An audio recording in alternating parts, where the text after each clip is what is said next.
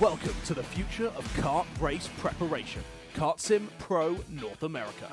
Featuring laser-scanned North American kart circuits and precision-tuned kart physics developed using real telemetry, dyno and tyre data, Kart Sim Pro North America delivers the most advanced and realistic kart simulation experience available today. Whether you're training for race day, refining your lines, or shaving tenths off your personal best, Kart Sim Pro gives you pro-level insight without leaving your home. Trusted by world champions, coaches, and karting enthusiasts alike, this is where virtual practice translates into real-world performance. Experience the thrill, the challenge, and the edge. Kart Sim Pro North America. Use code CHASER20 to get 20% off today.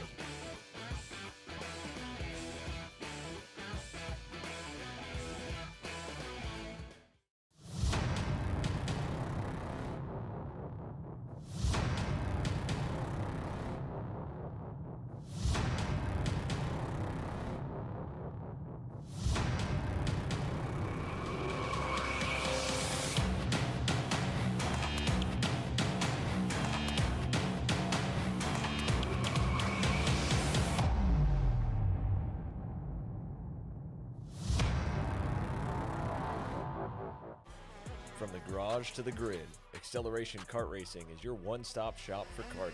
Engines, parts, safety gear, tools, and more from the brands you trust. Everything you need for race day starts at shopakr.com.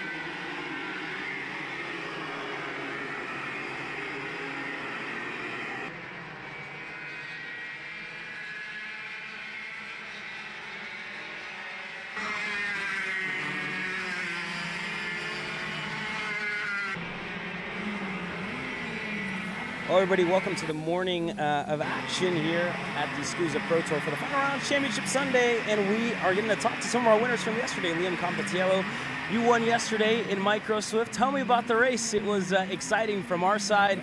How was it in the seat? Yeah, I just had to push Bill for most of the race, and then the last 2 laps, he blocked, and then I over-undered him in turn 2, and then after that, I blocked, and then he over-undered me in turn 1. And then on the last lap, he just blocked in the last turn, and I over-undered him, and then I got it. How did you celebrate last night? Did you get ice cream or anything? What did you do last night? Nothing really. Just went to sleep? Yeah. Getting ready for today, right? Yeah. Well, there you go, Liam. Thank you very much for your time, and good luck today. Thanks. There you guys have it from Liam Compatiello. He's getting ready to go green for his warm-up session on the day. Micro Swift coming up next.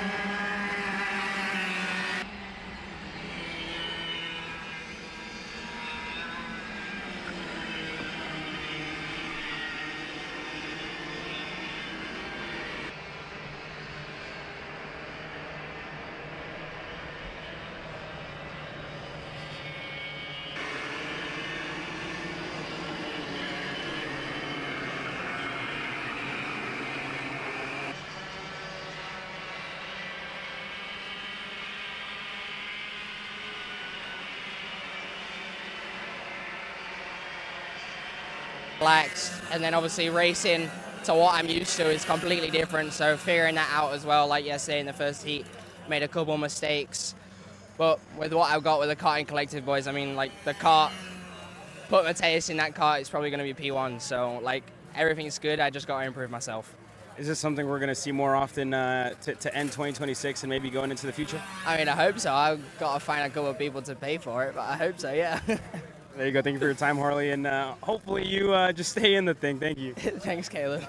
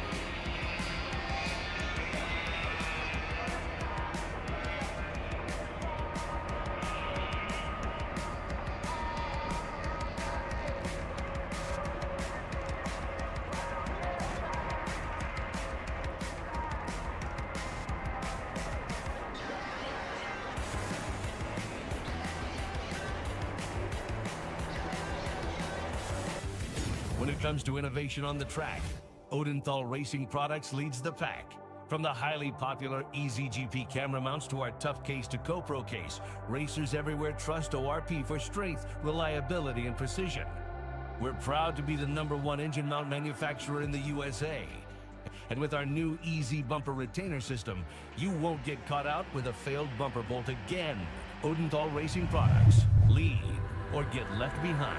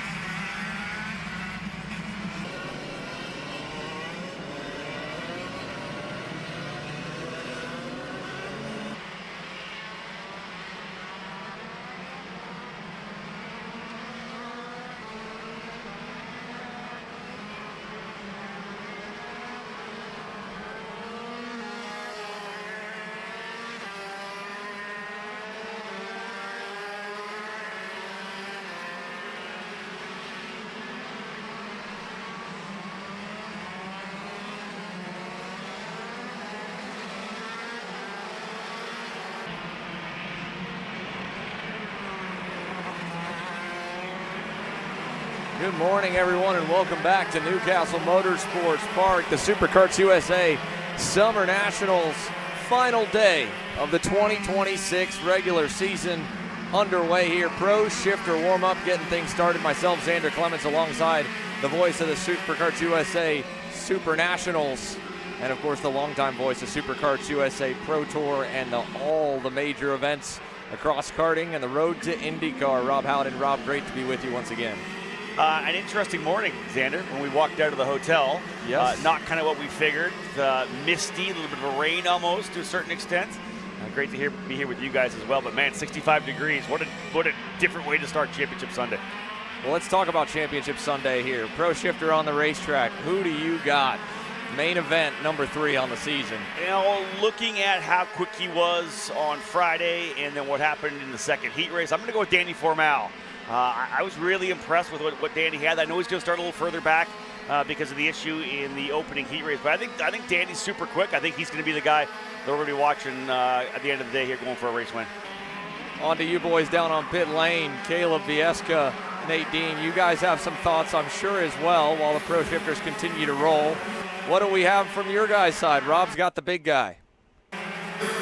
Well, I got to agree with Rob here. That's a very, very good choice. Danny Formal was lights out all day yesterday, the winner last year in the 2025 Summer Nationals. You really can't bet against the big guy, Danny Formal. Yes, he is shuffled back in the field. He does have some work to do when we get into the pre-final, the super heat, if you will call it, to get a good starting spot for the main event, Nate. But Danny Formal, the pace he showed yesterday, the pace he showed here in 2025 is undeniable. Danny Formal, I got to agree with you, Rob. We were right a couple of weeks ago with Mateus Morgado out at MCC, and I think we're going to be right again this weekend with Danny Formal. I mean, Danny, he goes on so well here. It's a good pick. I can't disagree with that. However, I got to stick with my guns. If Newcastle Motorsports Park had royalty, AJ Myers would sit firmly on the throne. Yes, he hasn't had luck in 2026 or 2025 or the past couple of seasons for that matter. But the second you come to Newcastle, Indiana, the Magic Kart is one you should be looking out for. AJ Myers is my pick to win today. I think those are solid picks. Last year's winner and the winningest driver at Newcastle Motorsports Park, to our knowledge, across almost every single division. But the main event in his Pro Shifter career. I don't know if there's anyone stateside that has been as good on the long run as Mateus Morgado. If he's able to win the Pro Tour today, now yes, it's a different era with single main event race weekends versus the double headers that it was for the first decade, but still, the domination of even just 3 main event wins over the season, but to dominate all 3 main events would be unheard of. And I think certainly today that is on tap. And there's a little side bet Mateus and I have, if he pulls it off, that I actually come out on the winning side of. So I'm rooting for him. He might be rooting against himself. He obviously enters today with a hefty points lead, but I don't know anyone that has watched any bit of our coverage or even looked at the result sheets that would say that he's not going to be an odds-on favorite, especially, of course, coming off the back of 2 very good heat races yesterday against the likes of Marin Kremers and AJ Myers, who are going to line up near him. Warm-up, though, going a very different direction here. It's only 3 laps. It's a short warm-up on a 1.1-mile racetrack. And take a look at this here, Rob. Gavin Bailiff, fastest to kick off Sunday here from the Summer Nats. A mixed bag of results, too. The GFCs must have been a full new tire run across the board, or just a shot across the bow for everyone in the colder conditions, because they are 5 of the top 10.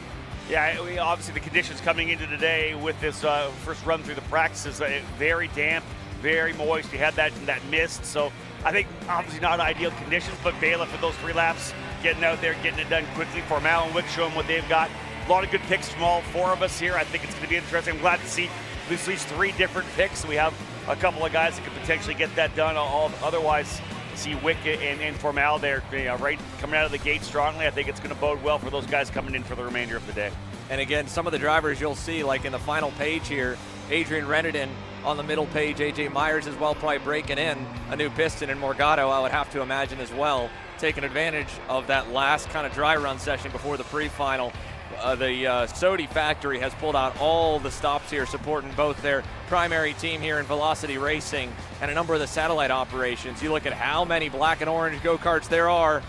He's certainly got some big guns to help him try and pull one off for the French brand. We'll be right back with more coverage here from the Summer Nationals. You're watching Kart Chaser and the SKUSA Pro Tour Championship Weekend from America's Heartland. We'll be back. Holy Massimino wins the Wisconsin 3. James Overbeck on start number 2 gets win number 1 in OKN Stars. On track or off, Brandon Jarsekrak Racing delivers elite performance. Led by 4-time Pro National Champion Brandon Jarsekrak, our team masters driver coaching, data-driven analysis, and mechanical precision at every national event. Contact us today at BrandonJarsekrakRacing.com. Macron Motorsports builds champions every day, drivers who won on the world stage. The Tillotson T4 Series is pure spec racing. Same engine, same chassis. When you win, it's because you were the best that day. Your edge is not the kart, it's the setup, the strategy, and the race team. With our Arrive and Drive program, you simply bring your gear, we provide the equipment and the championship-winning support to every event. Stop wrenching, start racing. Your path to the T4 Nations Cup in Spain starts with us. For more information, contact us at macronmotorsports.net.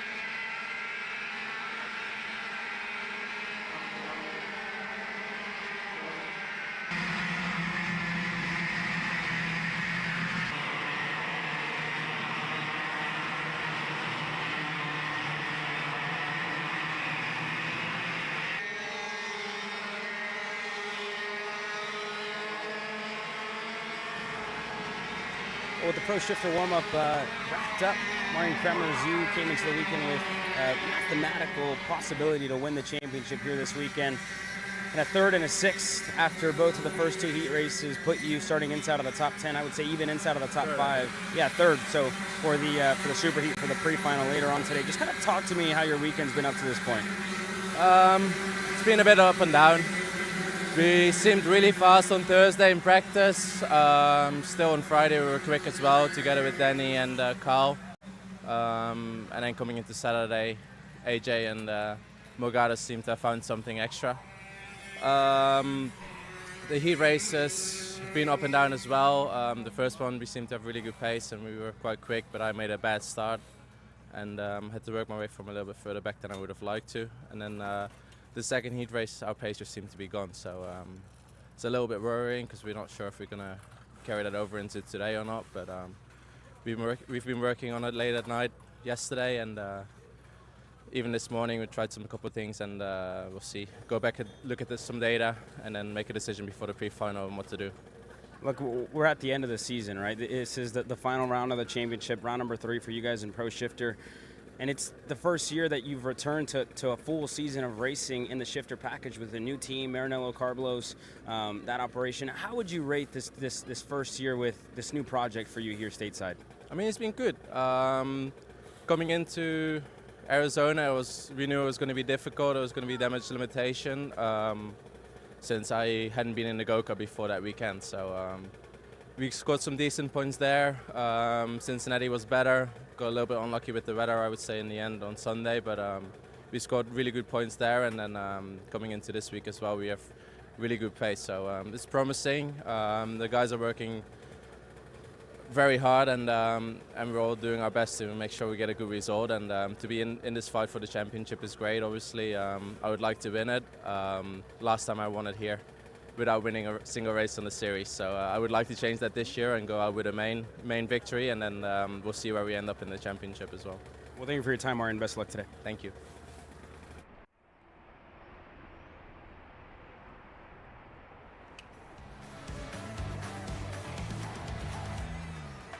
Are you ready to get behind the wheel?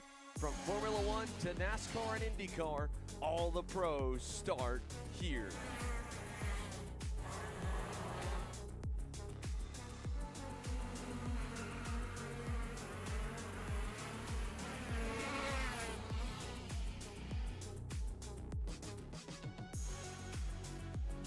For more information, check us out online at mcckarting.com or call us and go racing today. You have to fight to pull ahead, to find your edge, to do whatever it takes to make you 1/10 of a second faster, smarter, more committed than the other guy, because you've got the kind of passion that can overcome the impossible. And we've got the most powerful performance race fuel available to help you do it. Sunoco Race Fuels. Take the lead.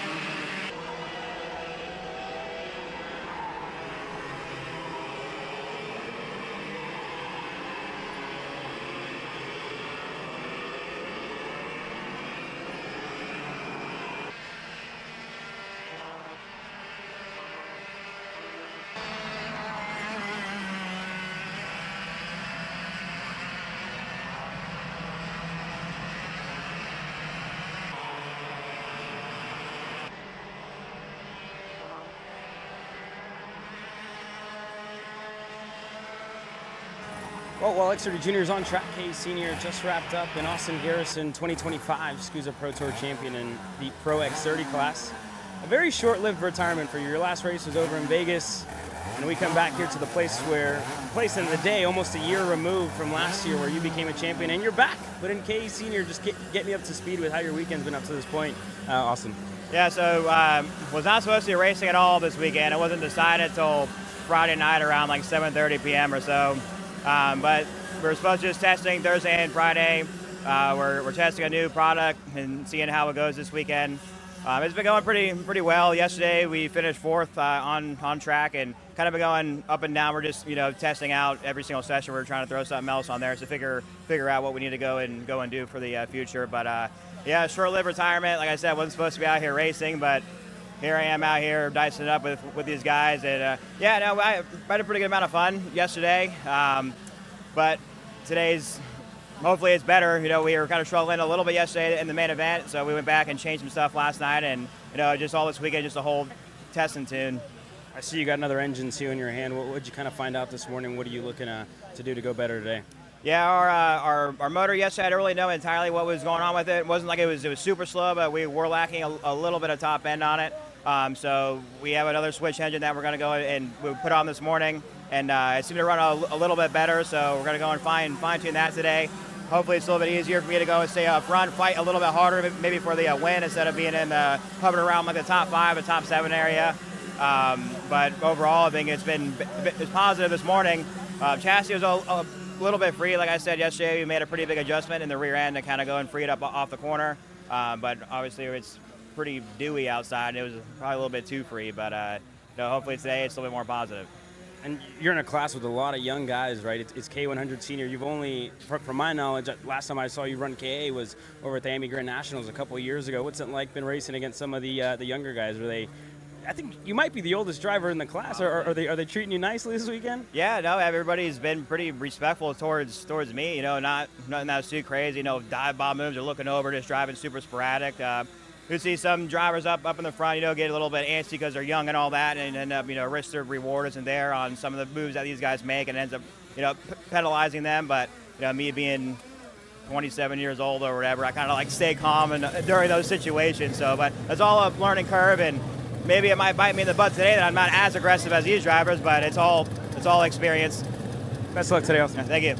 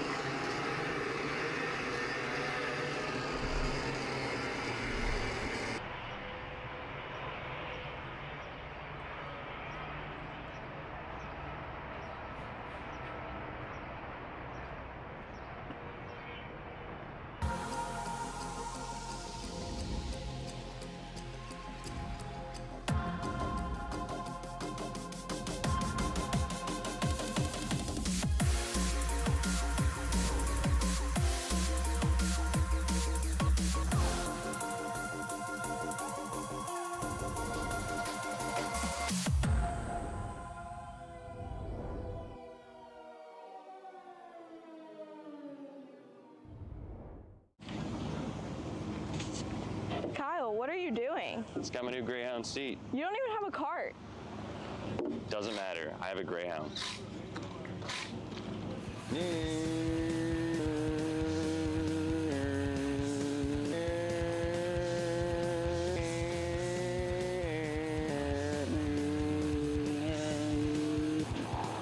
the f is Kyle Cuthbertson?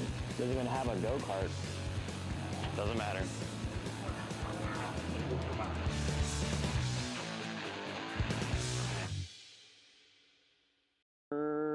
Cuthbertson through on Turney. Turney in the dirt.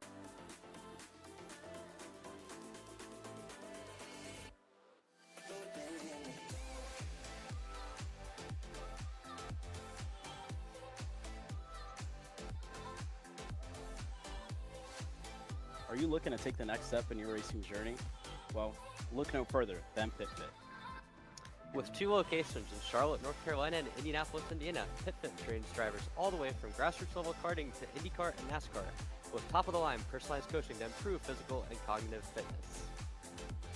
For more information on programs, check out PitFit on Instagram or Facebook today.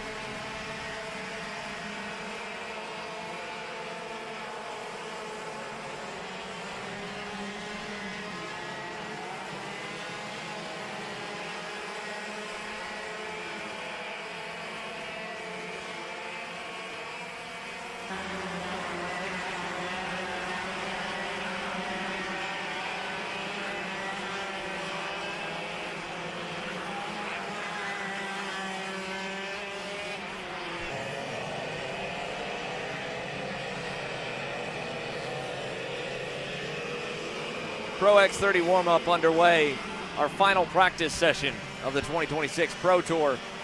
Rob, once again, we'll kick off with you. Who do we have here for the final round of the 2026 regular season championship? You know, in watching the races yesterday and watching how well Gus Lawrence and Jake Drew did on the RPG Cosmins, they've got something dialed in. Obviously, a really good platform. The setup looks good. Both those drivers, very impressive. I toyed going back and forth. Will Drew step up and get that first big victory for RPG with his new association with the team? But I'm leaning towards Gus Lawrence. I think Gus just was so strong yesterday. He knows how to win races. He's in a championship battle as well. And in his head, he knows what he has to do if he wants to try to take this title away from Joe Turney. So I'm going Gus Lawrence. I think he's going to be the guy today. He's going to match what he did yesterday and come back out and maybe even steal a championship at the same time. We'll see.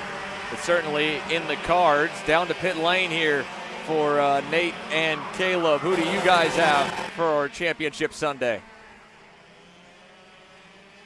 Yeah, thank you, Xander. Look, this year in 2026, it's been really, really hard to go against another one of the Brits, Joe Turney. He has been flawless, has only not won one of the, or now 2 of the races coming into this final round.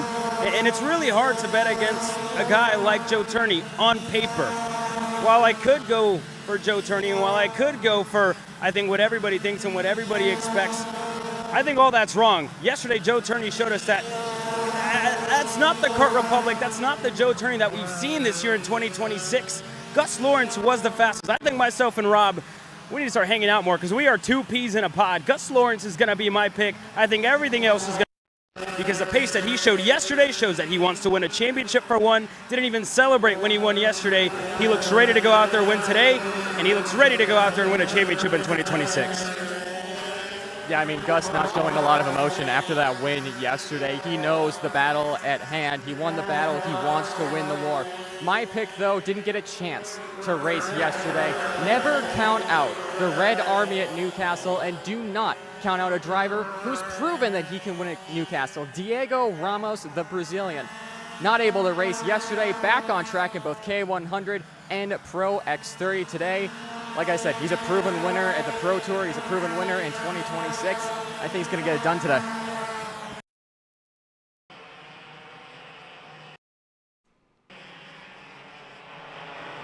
Safe picks, I think, on both cases, right? Joe Turney, obviously, yesterday, an out of character kind of Saturday.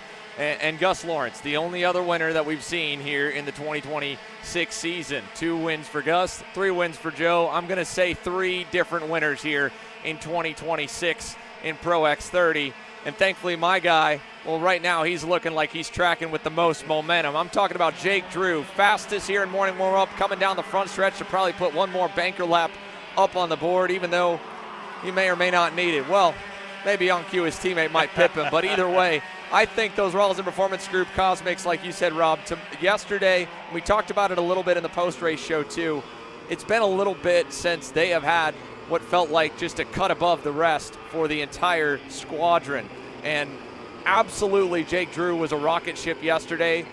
They say you got to lose one to win one. I think sometimes, honestly, with how many drivers and how quick and chaotic the action gets, you got to lose about 5 before you can win one. But unfortunately, it's only been 2 so far. 2 weekends, in my opinion, both his debut here a couple weeks ago and, of course, yesterday, that Jake Drew looked to be as fast as anyone and yet had bad luck, a crash of some kind, having him drive through the field in the main. Ultimately, though, the Spanish Salmon's got to prove everybody that you don't have to be with them to be fast. He was our top qualifier yesterday. He was quick. I don't know if the main event necessarily was a perfect display of how good that go-kart has been over the 2 days, and whether it was the changing conditions or the longer pace. Ruben Moya topped the board on Friday, topped the board yesterday morning in both warm-up and quali. He's back on top again here as the benchmark, and by a lot too, Rob. 10th and a half there on that very last lap for the FDM driver. Yeah, I feel like the track's just changing as, obviously we're getting more and more karts on track here. We had that miss to start the day, so it's getting to a point where every lap's going to be a little bit faster. But yeah, I was thinking about Ruben Moya as well. He was really good yesterday, but had to go on the defense at times. We'll see whether or not he can step it up here today. Goes on pole again. Could be interesting. I love the fact there's at least 5, maybe even 8 drivers could potentially win here today. There's a lot of guys that are stepping things up to cap off the Pro Tour. We're going to get to see all of it here very soon, ladies and gentlemen. Qualifying for the final day of action for the doubleheader classes. The Pro Shifters parked until their pre-final later on today. We'll have championship scenarios for you. Only a handful of classes are essentially on lock or close to lock. K100 Master clinched by Mario Barrios, and Paulie Massimino's unbelievable streak of consistency over the opening 5 rounds in K100 Senior has him already clinched as the provisional champion for the Pro Tour. The remaining 6 divisions, still from what we can tell, are to play for, and it begins here at 9:05 in just 2 minutes with K Master, and through the rest of them for qualifying all the way to Pro X30, and then straight into racing for the final day of action. We'll see you here in a couple of moments from an overcast and a little bit foggy, but sun soon to shine and the track soon to heat up some more. Newcastle Motorsports Park.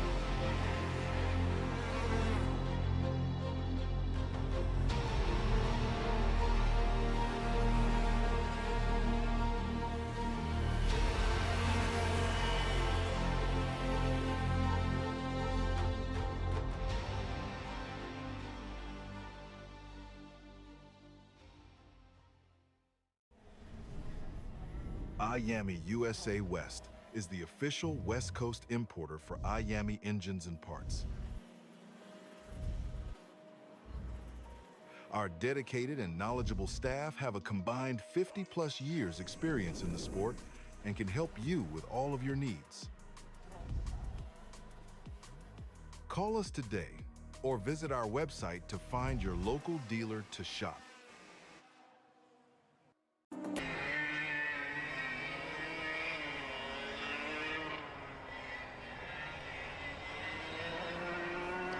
So qualifying about to get underway here, Rob, for another day of action, and yet still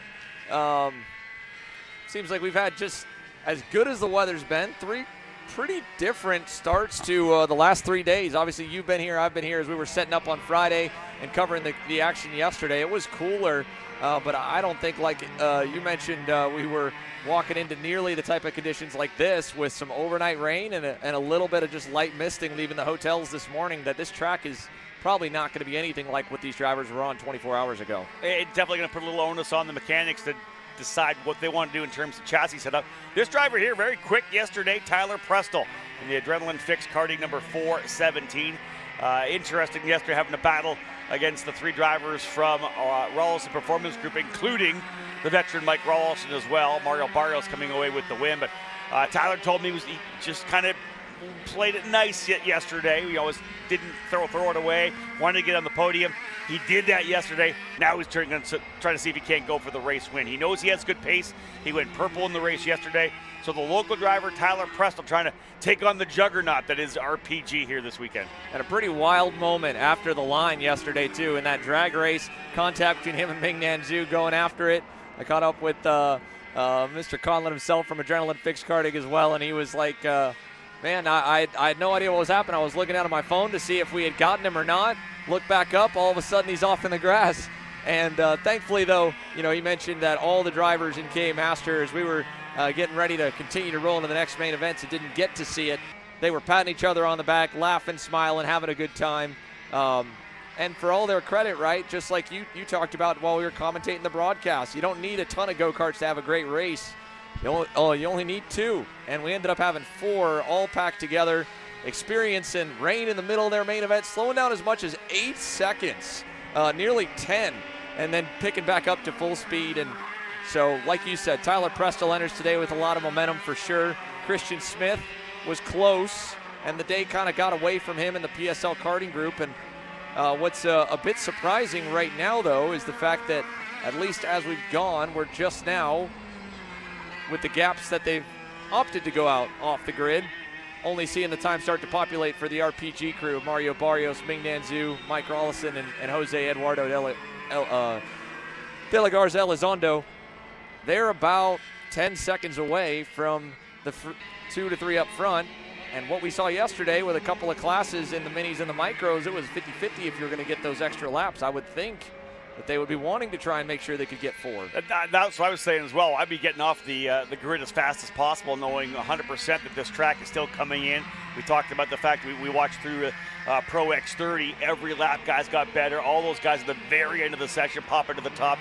First it was Drew, then it was Lawrence, then Ruben Moy at the very end. The track, I think, is going to continue to evolve and get better throughout the day. So you'd think you'd want to get as many laps as possible, get the heat up into these tires. But we'll see, as again, only 1 lap going in with Barrios, the fastest on the out lap, 1:14.455. Here comes Prestel with a 1:14.318. There's the RPG drivers working together, Barrios, Zhu, and Rawlson. They'll get 1 more here. So yeah, you're right, Xander, they're going to get 3. Yeah, they're not going to be able to go the full distance. Meanwhile, it looks like it'll be close, but I think Tyler Prestel and Christian Smith might just barely get to the timing loop before the checkered flag flies for the whole session. We'll see, though. They're only entering turn 11. This grouping of the 3 of them, Ming Nanzhu, Mike Rawlson, and Mario Barrios. Ming Nanzhu and Mario Barrios back last summer at the Stars Championship Series at Quaker City Motorsports Park in Salem, Ohio, at a very scary flip on the practice day. We missed getting to see him at a number of events between then and now. And, of course, Mario Barrios a couple of years ago at Orlando Kart Center had that very scary moment when he was racing in KA Senior against the kids. And both drivers have obviously Ironmanned it and gotten back on the horse. And let's see what they do here at the end of the session. Ming's a little further back, but he does still have the quick time from earlier. And the checker did go for the pairing of Prestel and Christian Smith, so everyone's just going to end up with the 3. Here's Elizondo across the line. Ming's lap on lap 2 is good enough to stick it, though. 73-39, 3/10 clear. Yeah, a little surprise with Tyler Prestel there, 8/10 back in fastest lap in the race yesterday. I would expect a lot more pace here. Even Rawlson about 4/10 back. Good lap there for Zhu, but yeah, we'll see how it plays out. Again, I'm surprised about Prestel, but good for Ming Yang Zhu. Put him on the front row, inside, alongside his teammate Mario Barrios, already crowned the champion in the KA 100 Master category. So the RPG drivers go 1, 2, 3. Looks like we're lining up for another potential 4-driver fight through the pre-final and final. And hopefully it'll continue to be that way for the rest of our classes. Lots of drivers fighting up front. This track provides it a ton of passing opportunities and a whole lot of pack racing. We'd love to see some sunshine later today, but I don't think anyone's complaining about the cooler temperatures here in Newcastle whatsoever. The most comfortable weather we have ever experienced over the 12 years running of the Summer Nationals being hosted right here in America's heartland, just about an hour outside of downtown Indianapolis. And so for KA Master, Ming-Nan Zhu, 3/10 up on his teammates and team owner. Top qualifier here as we take a look into the scale line with our first class all sealed and ready for racing.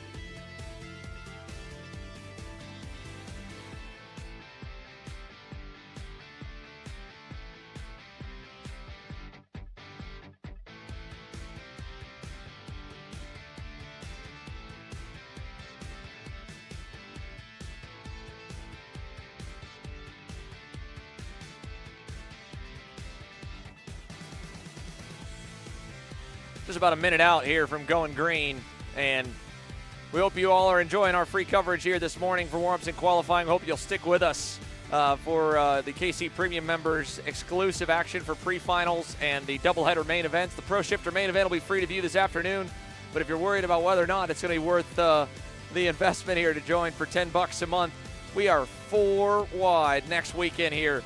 One of those events happening right here, the Rotax Max Challenge US Trophy Final. Rob, you and I both called that event over the years, and this year, double offer tickets going to either Portimao, Portugal on the weekend of the biggest stage in karting, the Supernats, or getting to go to the Supernats. Along with that, we've got a handful of regional events. You've obviously been as well to Michael Valiente's place, the NWK Burley Products Super Cup Series at Sumas, Washington. That place is something else. Yeah, super cool. I had a chance to race Tag Master there in one of their Winter Series events a number of years ago. Love the racetrack. I've known the Valientes for many, many years, back to when Michael was a young teenager running Formula A. So I love the track, love the Valiente family, and I'd like to get up there again soon. Michael keeps asking me, keeps inviting me up. I just got to take up the offer and hopefully have a free weekend sometime. But yeah, great, cool to see you guys. I got the broadcast up for the that event up there. It's a great series. Yeah, we're happy to go, and a huge thanks to Michael for hosting us. Along with that, of course, as you saw on the graphic, we'll be down at Bushnell Motorsports Park at Brett Spouty and TS Racing's home turf for the very first time for the Florida Karting Championship. And along with all of it, the Cup Karts North America Summer Nationals at the MCC Cincinnati Kartplex next weekend as well. All across the country, the Northwest, the Southeast, and 2 events here in the Midwest. But this one, certainly the marquee event of the summer and the final day of the Superkarts USA national level competition before the road to Las Vegas becomes fully focused on Las Vegas. Minute and a half in here to TKG Beryl Art USA KA Junior Qualifying. First of 2 groups here on the racetrack. Darren Kidd, Valentino Santillan, a little different strategy than the day before. We saw a lot more waiting on this first lap. They are going to it and maybe heeding some of our advice, or I'd have to imagine some of their coaches' advice as well, that, hey, this track is cold.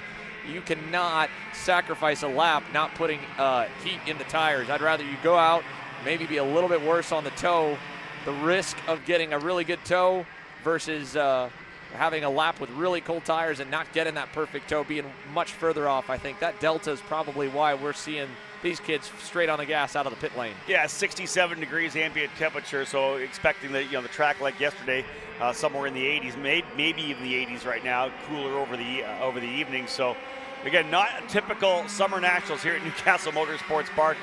We're used to the temps in the mid 80s, high humidity, a real kind of a sweltering weekend. It's been much more comfortable, and it's been a kind of a talking point for a lot of the people that I've had a chance to chat with over the weekend, just how comfortable it actually has been.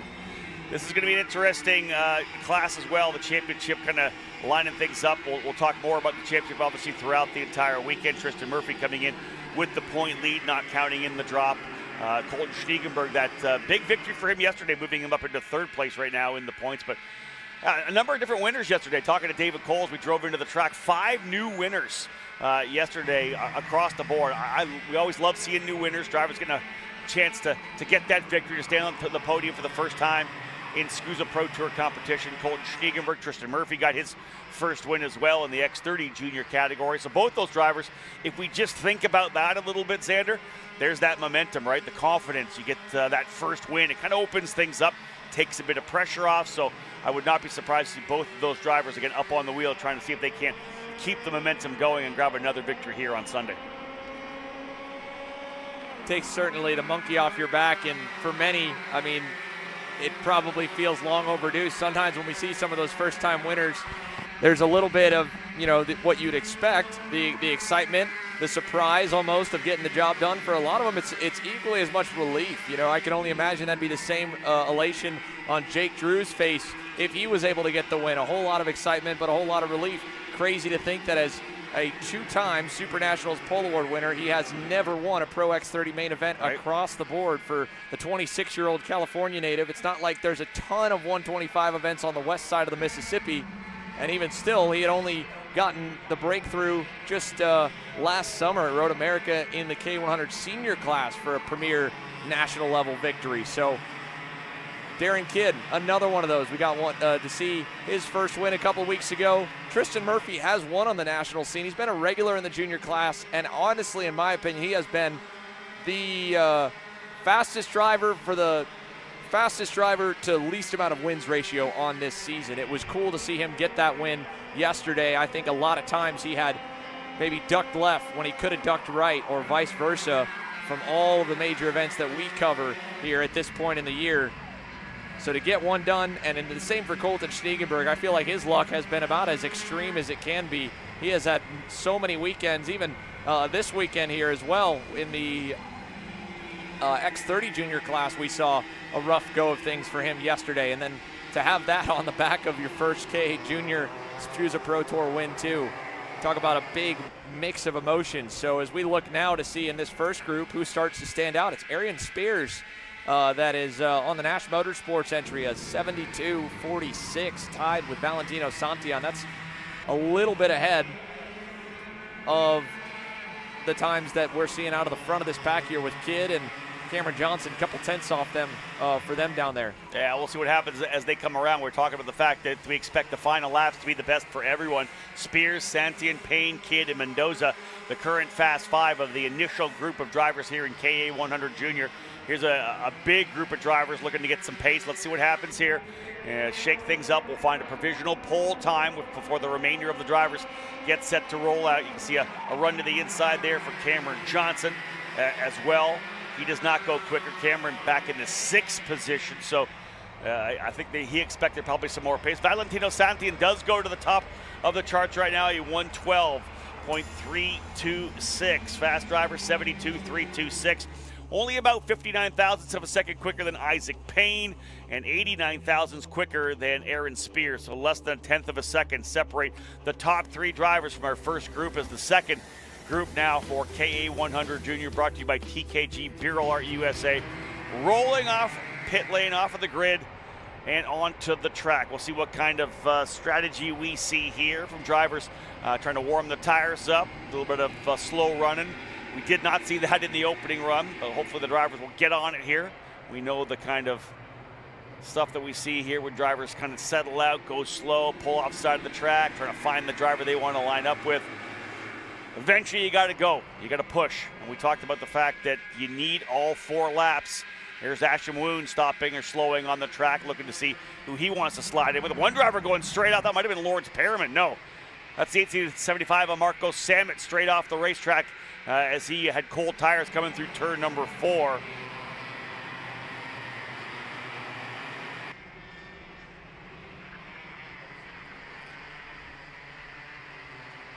Yeah, again, I'd be doing what I could to maximize all the laps.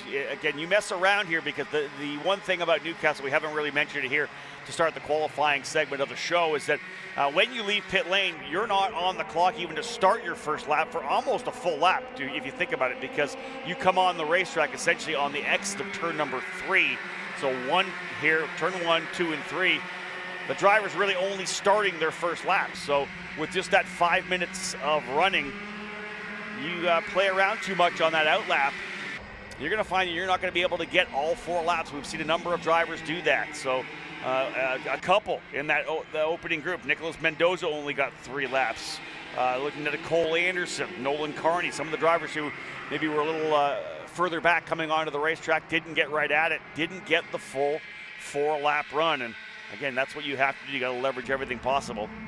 Valentino Santian with the fast lap. He'll have the provisional pole. Drivers have been gunning after a 112.326. Pettit getting out there.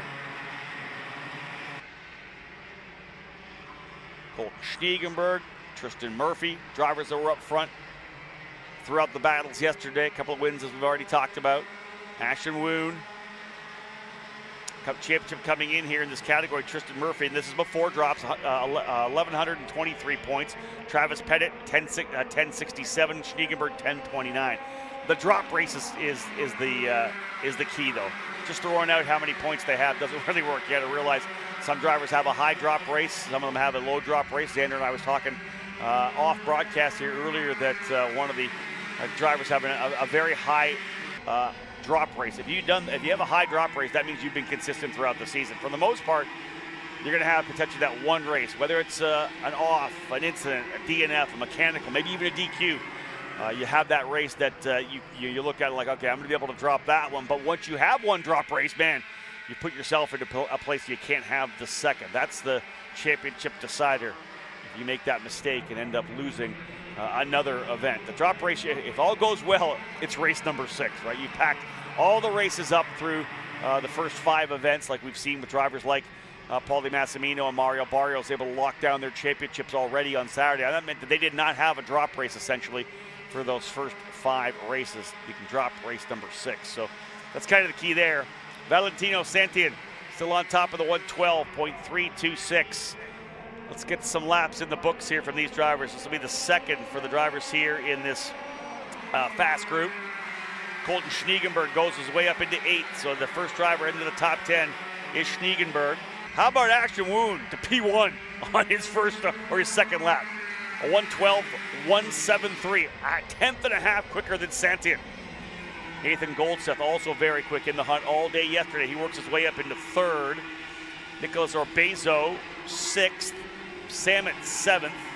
Tucker Trebe, 8th. Bertana in 10th. Flynn Fallon, 11th. So again,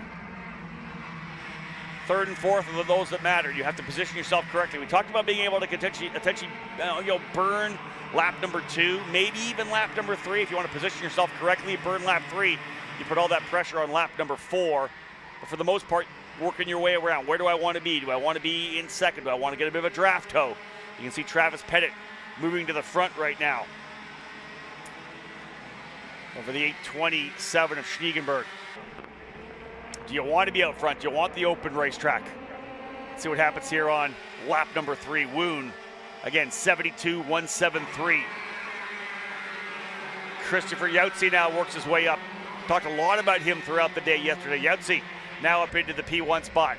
71.727. Nathan Goldseth 2nd. William Vitor 3rd.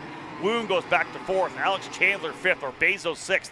Pettit all the way back in 11th, leading the way right now. And was that the checker? So they didn't get the 4th lap in. I saw them.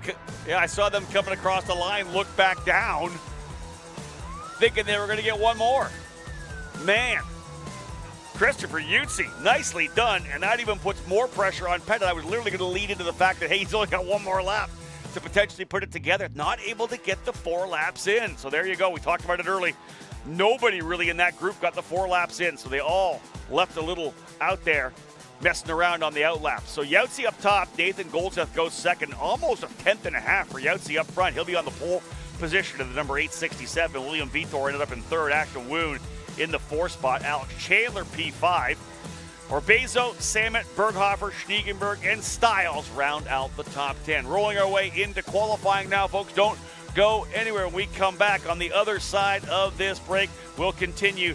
Drivers getting ready to roll out here in the Mini Swift category.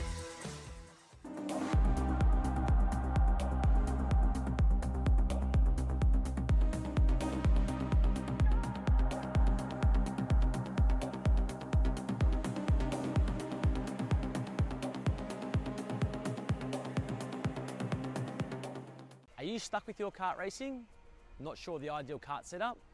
Or going to a track for the first time? Well, Kart Class has the answers for you. Our online portal has a wealth of experience and knowledge to help your kart racing. From kart setup advice to track guides that are targeted specifically to your circuit, or the driver coaching aspects with mindset, racecraft and driving techniques. If you want to take your karting to the next level, visit us at kartclass.com.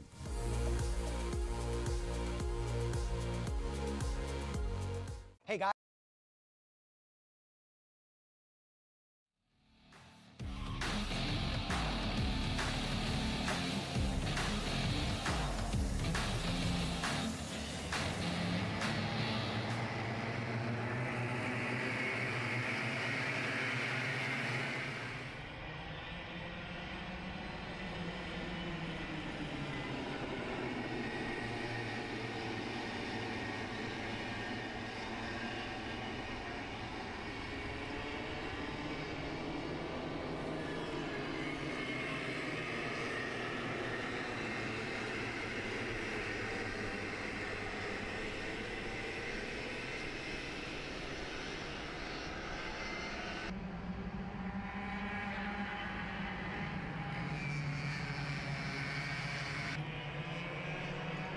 Back at it, qualifying here for Championship Sunday of the Superkarts USA Pro Tour, round 6, 17th running of the SKUSA Summer Nationals, 12th time here at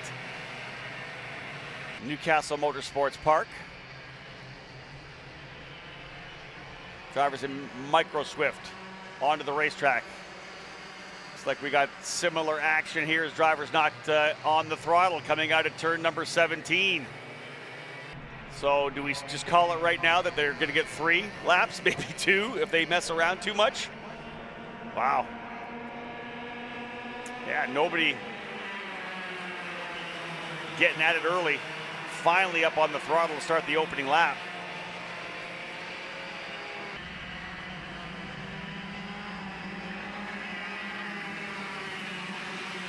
Micro Swift, Bo Wyatt coming into with the point lead, 1,309 points.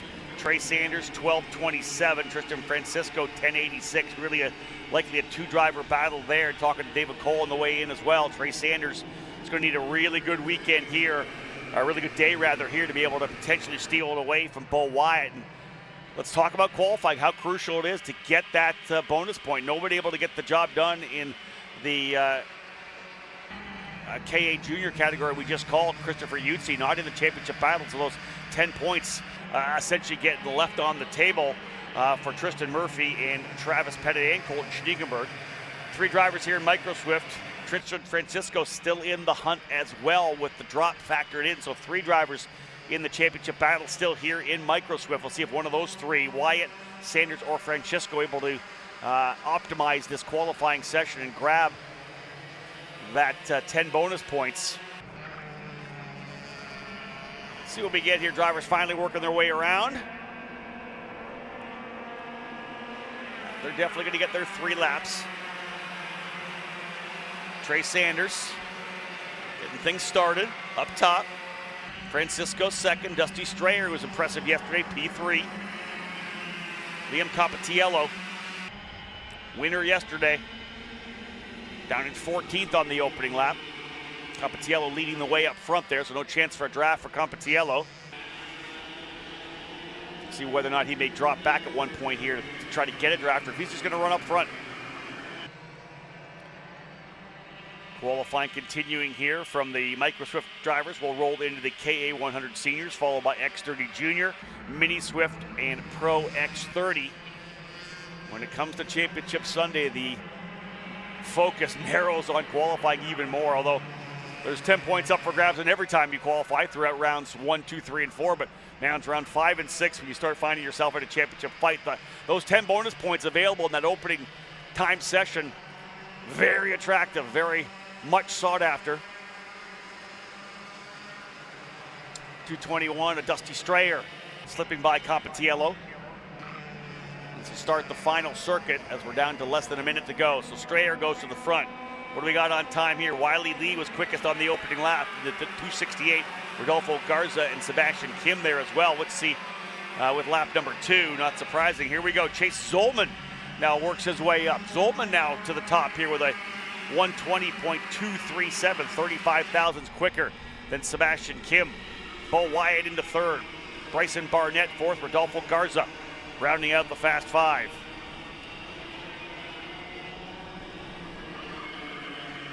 With the drop, Trey Sanders back by 55 points. Francisco back by 94. So steps to be taken by those drivers to work their way forward. See again. And none of the championship contenders able to grab those 10 points in KA Junior. What are we going to have here in Micro? Are the 3 drivers leaving it on the table as well?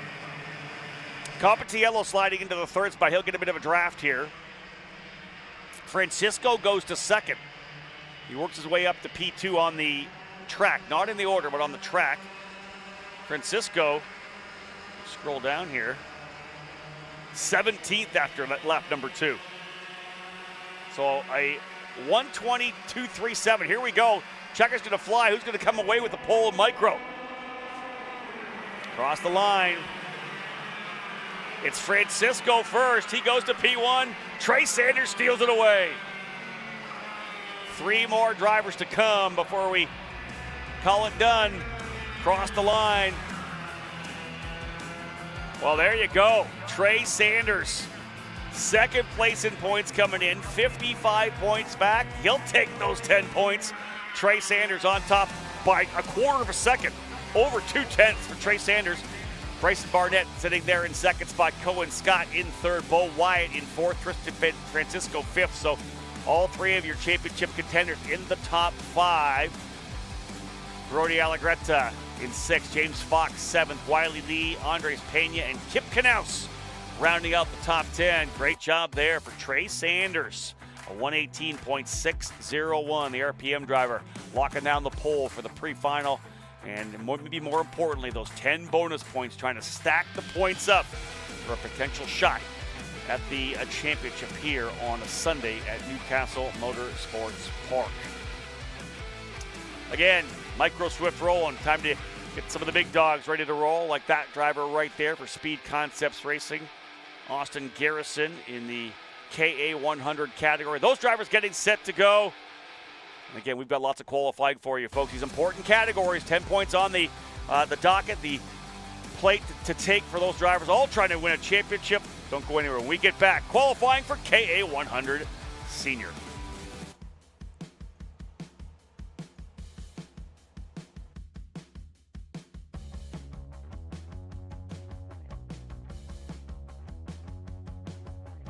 Hey guys, another Kart Chaser driver fitness episode with me, Chris G. And today we're doing some upper back movements. Here we go. Exercise number 1 today we're doing is the reverse grip lat pull down. This exercise movement is one of my favorites because it works your grip strength, your biceps, and most importantly, works that lat area that also protects those ribs in the seat. Exercise number 2 today, the dumbbell chest supported row.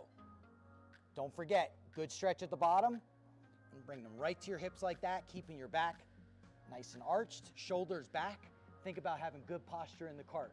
Exercise number 3, the inverted Smith machine rows. Grip strength, back strength, overall amazing workout. Thanks again for joining me on another Kart Chaser Driver Fitness episode with me, Chris G. Race-ready training that carries into real life.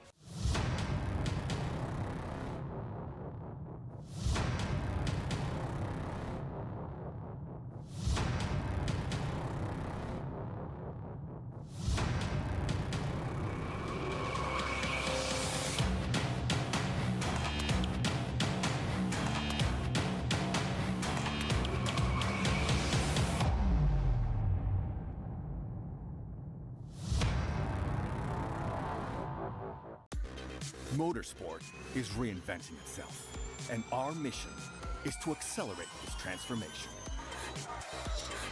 so that it becomes even more efficient, cleaner, more spectacular, and more sustainable.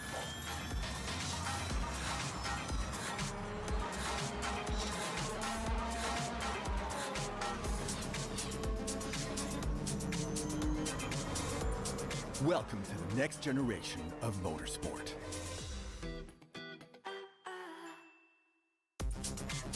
TotalEnergies and Peugeot co-developed the 9X8, an eco-responsible hybrid electric hypercar capable of outstanding performances. Karting isn't just speed. It's control, precision, freedom. At Atlanta Motorsport Park, Kart Freedom isn't just a team. It's where drivers are made. Champions aren't just born on the kart track. At SimShop, we deliver professional-grade simulators with the best performance-to-price ratio in the industry. Founded by racers who understand what you need, our SimMagic and Moza equipment is powerful enough for the pros, yet affordable for everyone. With unmatched customer support and a thriving community, we're your racing partner. Visit simshop.com today.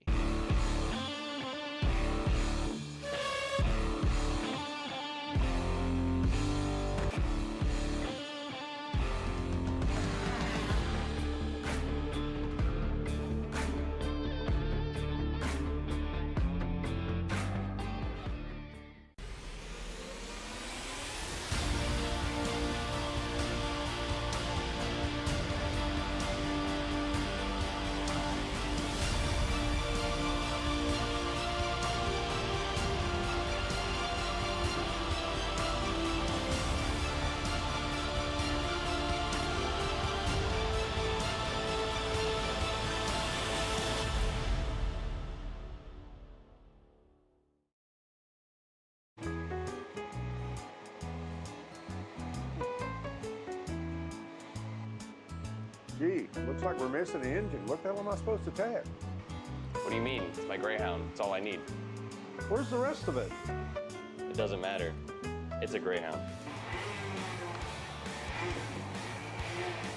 You're gonna make weight. Okay, you're good.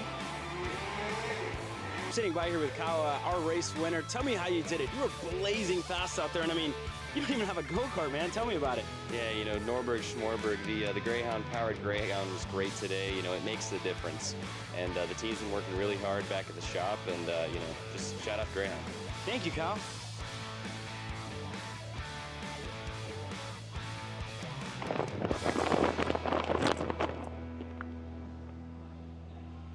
How the f did you just win? Doesn't matter. It's a Greyhound. From the garage to the grid, Acceleration Kart Racing is your one-stop shop for karting.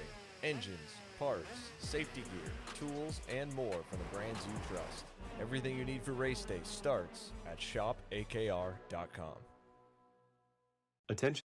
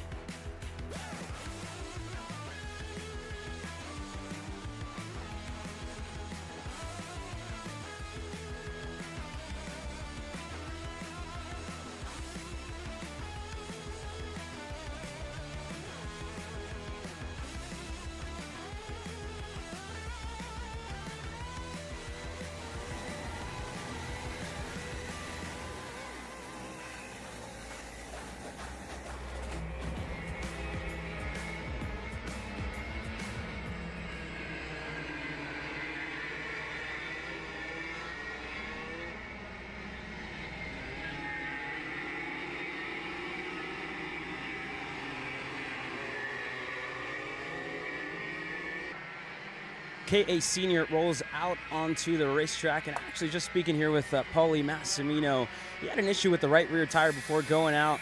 And he had to go over to tech, standard SKUSA protocol, turn it in, get a new tire, which is why he was one of the last drivers to show up to grid. He is out there right now, again, in the slow group. But he did finish on the podium yesterday when it was all said and done. Guys? Caleb, thank you so much. Good insight there. Intel from pit lane for Paulie Massimino. Again, this KA 100 senior category, locked and loaded. Paulie Massimino scoring that championship, securing it one race early after a fantastically consistent season. He has been just picture perfect in this KA category, coming away with that championship for Brandon Jarsa Crack Racing. Massimino definitely continuing to cement his legacy as one of the best American drivers in the history of the sport. You talk about a lot of the different generations, of course, through the 50s, 60s, 70s, 80s, 90s, all the way up. So there are different generations, and we're talking about the top drivers. But to see where these drivers are for so many years in a row, running top national stuff, put him definitely in the upper echelon as well, adding a championship to the resume. Let's see who comes away with the race win here. We'll start, though, with qualifying. Drivers on the racetrack here for KA 100 Senior. Again, a couple of drivers that you probably wouldn't see in a split qualifying in that first group.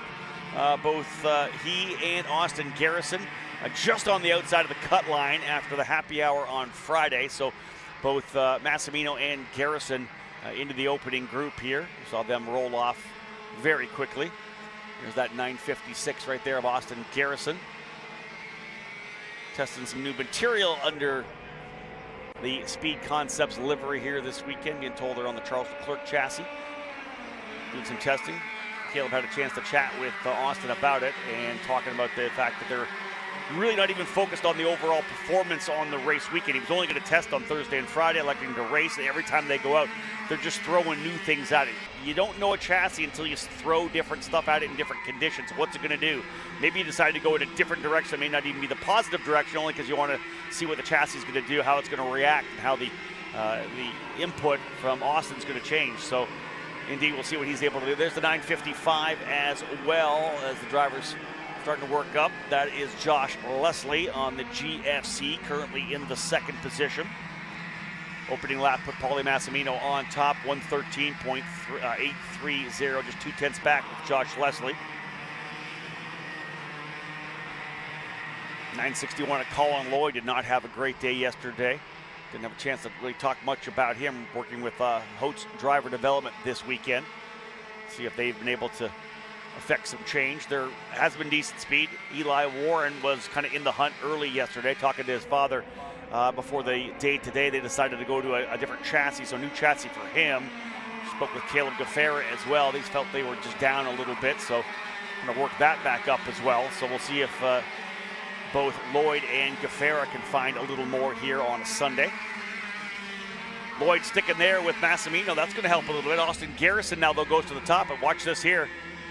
Massimino's got Lloyd right with him. This could be good for Colin Lloyd. Garrison goes an 111.9 to go ahead of Chris Harrower, a 112.1, so just over a tenth of a second, first and second. Garrison and Harrower. Enzo Noel now up into the third spot. Massimino fourth. Lloyd most definitely up to fifth. Trying to use Paulie as the rabbit. Wrigley Keys there as well in the sixth spot.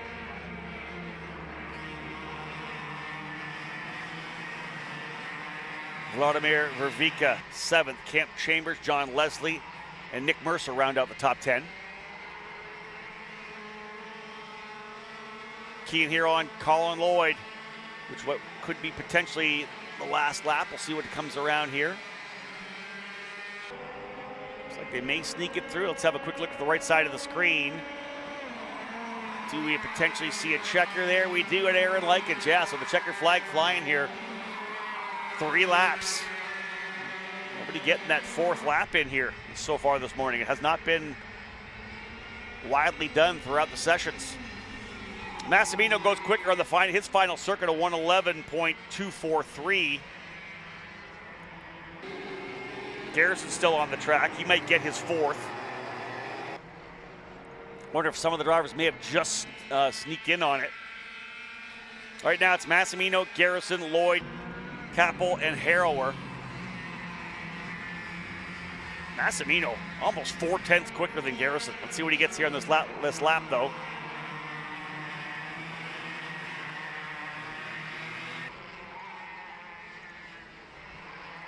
(1:11.243).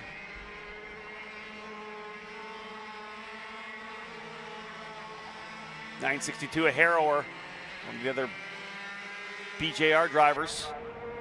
All right, Garrison, what do you got coming across the line here? Do you got anything for Massimino? It's a checkered flag. Final driver is able to sneak through. They're going to get their 4th lap in. Garrison does not do it. Gets it down to a 10th and a half. Chris Harrower does jump up to 3rd. Colin Lloyd, though, he does get the final lap. Colin Lloyd goes to the top with a 1:11.223. 0.02 of a second quicker than Massimino. So Colin Lloyd in the opening group, number 961. Goes to the top, 1:11.223. Massimino, 1:11.414. Garrison, 1:11.396. Now that doesn't make sense, but it's what it's showing here on live timing. Fast group roll it out. Provisional poll is going to be a 1:11.223 for Colin Lloyd and the Hoats driver development machine. A pack of drivers quicker in happy hour on Friday afternoon. Roll on track. See if they get at it quickly. In the top 10, it's to me like 6 of the 10 getting their 4th lap in. Drivers not getting their fast lap. 5th, Jacob Kappel. 8th, Wrigley Keys. 9th, Enzo Noel. And 10th, Vladimir Vervika. So only 6 drivers in the top 10 being able to get out there early and grab their 4th lap. So yeah, it's indications that, listen, if you're coming off the grid, get on the throttle if you want 4 laps, if you want to maximize. Well, let's see the return of Diego Ramos. Did not race yesterday, a disqualification after a swerving penalty in practice. Sent him to the sidelines. There goes a chain guard off one kart coming through turn 18. But yeah, the penalty putting Diego Ramos, PSL karting driver, on the sidelines for both KA Senior and Pro X30. So he'll be coming back here with a vengeance. Again, time to beat, 1:11.223 for Colin Lloyd.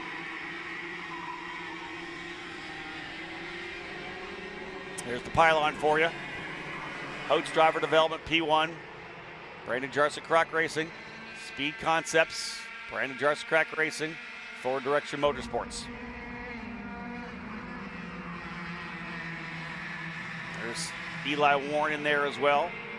Eli, again, as talked about, swapping out a chassis. They made a significant seat adjustment yesterday that provided some results, but in the end, not able to find his way onto the podium.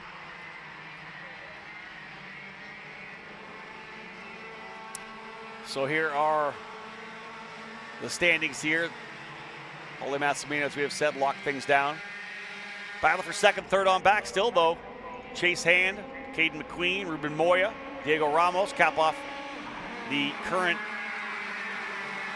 top 5 in points. 10 points on the plate here now for the pole position. Landon Boer, the GFC driver, who was very impressive yesterday, currently in the 11th spot. Mick Gabriel, Sawyer Russo, those are the drivers who got good speed on their opening circuit. So still a couple laps to go before we find out who works their way to the top. Let's go back to pit lane. Caleb Vieska, what do you got? Thank you, Rob. As we saw at the start of this session, a chain guard did fly off of one of the cars in this field. Standing by trackside, it looks like Eli Warren has unfortunately lost his chain guard in this qualifying session. Man, it's tough. Caleb, thank you. Good pickup on that. Definitely difficult and disappointing there for Colin Lloyd, rather for Eli Warren. Let's see what happens here. Finally going to get some laps in. Talked about the fact that Mick Gabriel and Landon Boer were the quickest on lap number 1. Expect lap 2 to put somebody potentially into the top 5. Yeah, Dono Bonilla He goes into P5, yesterday's winner, up into the 5th position. Edgar Rodriguez to 6th, Diego Ramos to 7th, Ruben Moya to 8th, Caleb Gaffera now into the top 10. That's that big group right there. Everyone working away here. Caden McQueen leading the group back in 18th spot. He's up front. No draft for him at all. Moya hoping for some pull here. These drivers were on the throttle coming out of pit lane, so we're going to get 4 laps for these guys. I think maybe those at the very tail of the field may not get that 4th one in, but we'll see. Isaac Malkin in there as well. Man, he had a good run yesterday and disappointingly collected in that incident involving Ruben Moya when he went off track and came back on track, off in turn 5, back on in turn 6, cleared out. Malkin, who was simply minding his business, turning into turn 6 and 7. Ramos goes to P1, rather goes to the lead of the group, but lap 3 still only has him 6th. Chase Hand on lap 3 to the top. There you go, Chase Hand leveraging his 3rd lap. I think he's leading the next group there. Chase Hand, 111 and 180. 43 thousandths quicker than Colin Lloyd.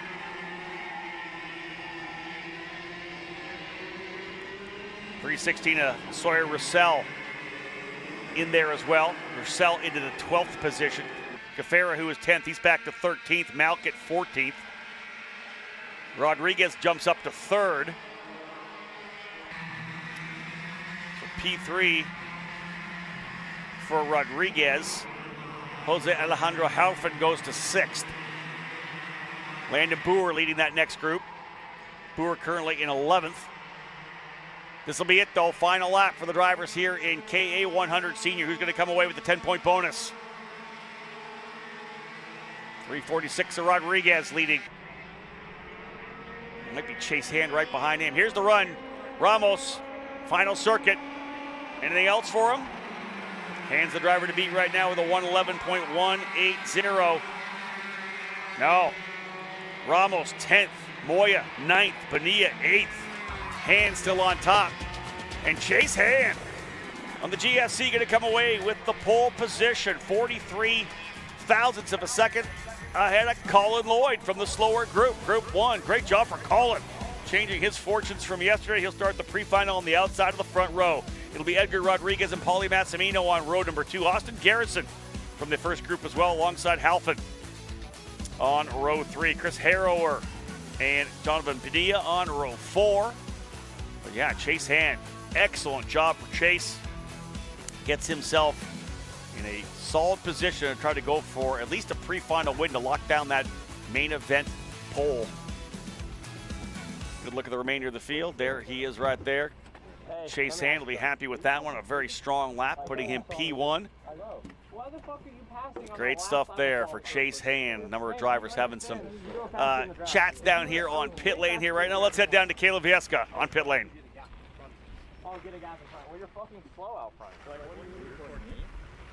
Chase Hand, well, you're on pole. You're on the pole position, and it's been all you this weekend. Chase, tell me how much this pole means to you. You're starting on the inside of row number 1, going into the pre-final later on today. Yeah, I mean, it's pretty cool. That lap was terrible, honestly. But, yeah, it's been all me this weekend. My dad's back home. A lot of family watching from home, but all me on the wrenches and a lot of help from the GFC boys. But it's cool. Work on my own stuff. In tech yesterday all by myself, just kind of doing my thing, doing what I love. And again, yesterday you finished on the podium 3rd, right? What do you got to do today to go 2 spots better? Well, I think I could have timed my draft a little better and probably beat him to the line yesterday, but that's in hindsight. And a few mistakes yesterday, I'd say, try and fix those and go for the win today. Best of luck, Chase. Thank you. Thank you. A little introspection there. He said it was all on him. Again, seems like an all-on Chase Hand weekend. Like you said, working on his own stuff here this week. I love to see that. A driver doing all the wrenching in tech by himself. And like he said, kind of just said, hey, listen, you know, I probably could have did a better job potentially trying to get that race win. We saw, remember, it was a 3-wide finish coming across the line. I think 18 thousandths of a second separating the top 3 in the KA 100 Senior Final. So, you know, you say that, you have that in your mind, and you want to turn things around. What a great way to get it started for Chase Hand. And we'll take an opportunity to shout out the Hand family back home in California. Dad on the mend. Hopefully Joey's feeling a bit better, but indeed, Chase is getting it done here at Newcastle. So he'll start in the pole position. Let's jump into X30 Junior here right now, and it was interesting. You saw, again, here I was going to say, we're going to see it again. Drivers not on the throttle early. Again, trying to position themselves, step back a little bit. We've seen a number of the categories, a number of the drivers not able to get that fourth lap in, so you don't want to mess around too much. Another driver checking up there as well. That was Schniegenberg in the 787. He checks up a bit. Nobody ready to go full throttle. It's going to be a good championship battle here as well. One thing we will do throughout the weekend here is look at the championship chase as they start to step things up. X30 Junior, still a fight here between Travis Pettit and Ashton Woon. Opening laps just getting rolling here. Thing about qualifying, as I always say, you know those tires are set at a particular pressure. You know this kart's going to come in. You've got to have that magic lap ready to go on lap 3 to get the banker in. And then, of course, lap number 4 is the crucial one.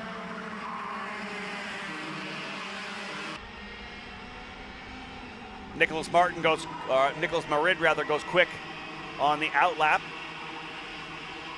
Mateo Calderon up there as well. Maxwell Macha, Nathan Goldsmith, Asher Pavan.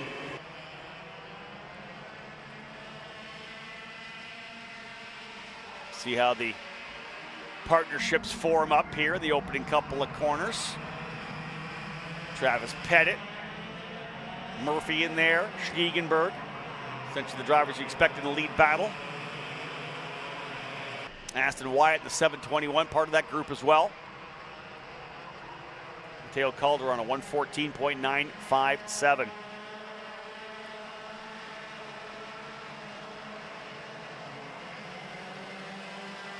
Marco Samet with a move to the inside of 17.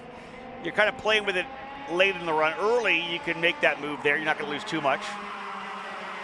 Maxwell Macha down to the top. There's your live championship standings between Travis Pettit and Ashton Woon. I don't know whether or not Murphy's still involved in the championship. He may be, but I think it's very likely down to Pettit versus Woon on this one. Macha out, Goldsmith out. Macha on top, though, right now in the Paralin. Still a long way to go. 2 more laps still to come. So indeed, Pettit versus Woon, as we expected, kind of started the season off that way as well. They went head-to-head at the Winter Nationals out in Tucson. Not surprising this battle's continued. Pettit currently sitting in 5th spot, Woon down in 7th, but again, early in the run in here. There's the 703 right there of Ashton Woon. Speed Concepts Racing entry. See how things play out throughout the day. This is the only first opportunity to stack points, get those last ones available. Don't leave anything on the table. 10 points for qualifying on the pole. Yeah, indeed, some messing around like we said. Look at this, checker flag already flying on the session. So only 3 laps here for X30 Junior as well. And Marco Samet has gone to the top here. 109.850. Marco Samet goes to the top. Ashton Woon to second by, wow, Samet quicker by almost 3/10 of a second. So Marco Samet, a winner at MCC at the Spring Nationals, the Brandon Jarsacrack racing driver, scoring the pole in X30 Junior by, again, .296 over Ashton Woon. Maxwell Macha ends up in 3rd. Nathan Goldsmith in 4th spot. Paxton Romero 5th. Diesel Bazanski 6th. Grayson Walcott, you got to go all the way back to 13th for Travis Pettit, the championship leader right now. That is nuts. He'll have to do some work in the pre-final as Royce Vega, Tristan Murphy, and Colton Schniegenberg round out the top 10. Samet, impressive, positioned himself well. Talked about the fact that he made that move to the inside of turn number 17 to start that penultimate or that last lap. So leveraging that move was crucial for him to be able to go quick. 109.850. Drivers wrapping things up here in X30 Junior. Qualifying will continue. 2 more categories still to come, folks. When we get back after this break, we'll roll out with the drivers in Mini Swift. Attention Superkarts USA drivers. Be sure to order your complete photo package from On Track Promotions. All drivers receive a minimum of 40 photos from throughout Friday, Saturday, and Sunday with instant access from our automated delivery system. Visit otp.ca right now to get instant access to your photos. You know, I'm really starting to like this go-karting thing. Yeah, me too. Oh my gosh, can I show you this cute dress I just got? Yes, of course. Oh my goodness, it's so cute. I just love shopping.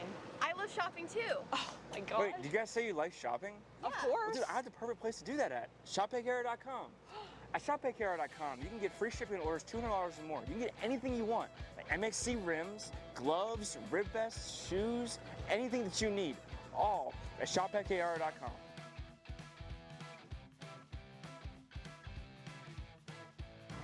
Who is he talking to? No idea. But we're gonna have to check it out. Sounds like a great deal. Sure does. Good morning, everyone, and welcome to the Motorsports. Cut. You all right, man? You sound way off. What? I don't know, you sound like you're asleep still. Is the age finally getting to you? You're only how old, 42? Dude, I'm 27. I'm not even 3 years older than you. Well, that's pretty old. Well, that's 3 years away from Masters, dude. You need a little pick-me-up. Try a Perico. It's a healthy energy drink alternative. Do you walk around with these in your pockets? I actually do. Always two, one for me and clearly one for you. Whatever. Not that old, dude. Did it help though? Yeah. Pericazo. And you are that old.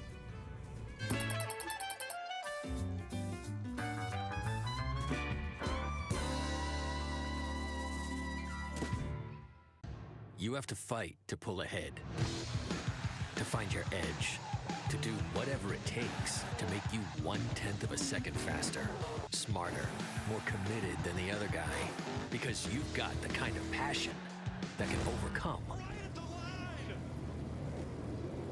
the impossible. And we've got the most powerful performance race fuel available to help you do it. Sunoco Race Fuels. Take the lead.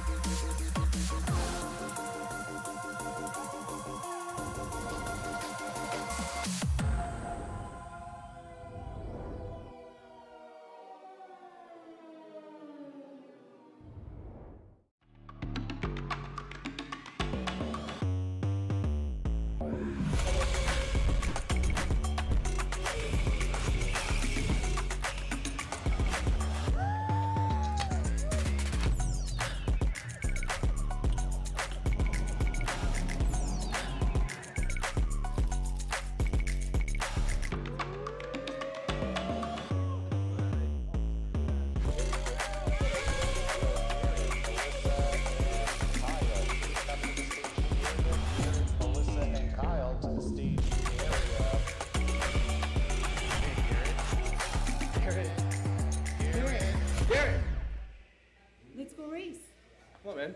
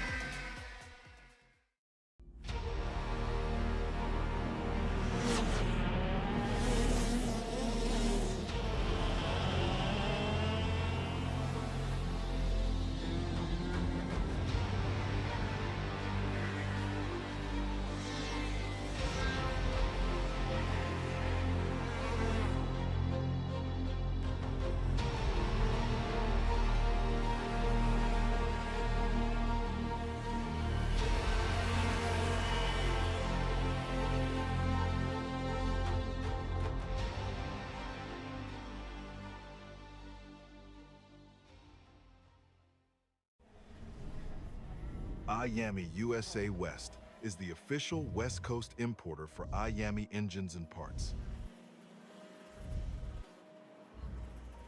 Our dedicated and knowledgeable staff have a combined 50+ years experience in the sport and can help you with all of your needs. Call us today or visit our website to find your local dealer to shop. Welcome to the future of kart race preparation. Kart Sim Pro North America. Featuring laser-scanned North American kart circuits and precision-tuned kart physics developed using real telemetry, dyno and tyre data, Kart Sim Pro North America delivers the most advanced and realistic kart simulation experience available today. Whether you're training for race day, refining your lines, or shaving tenths off your personal best, Kart Sim Pro gives you pro-level insight without leaving your home. Trusted by world champions, coaches, and karting enthusiasts alike, this is where virtual practice translates into real-world performance. Experience the thrill, the challenge, and the edge. Kart Sim Pro North America. Use code CHASER20 to get 20% off today.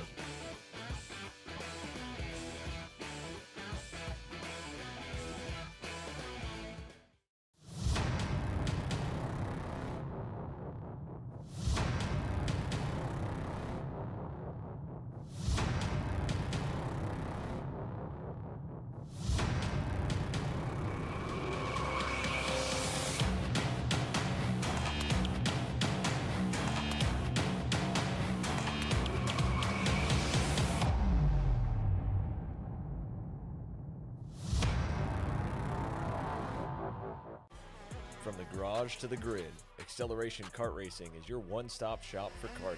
Engines, parts, safety gear, tools, and more from the brands you trust. Everything you need for race day starts at shopakr.com.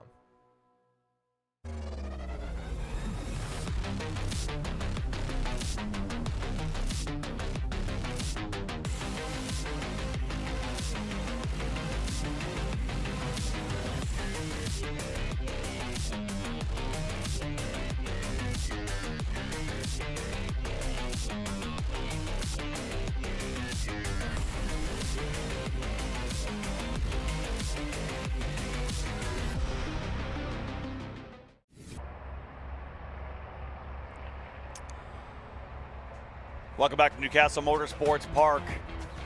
Championship Sunday, the Superkarts USA Pro Tour here on Kart Chaser.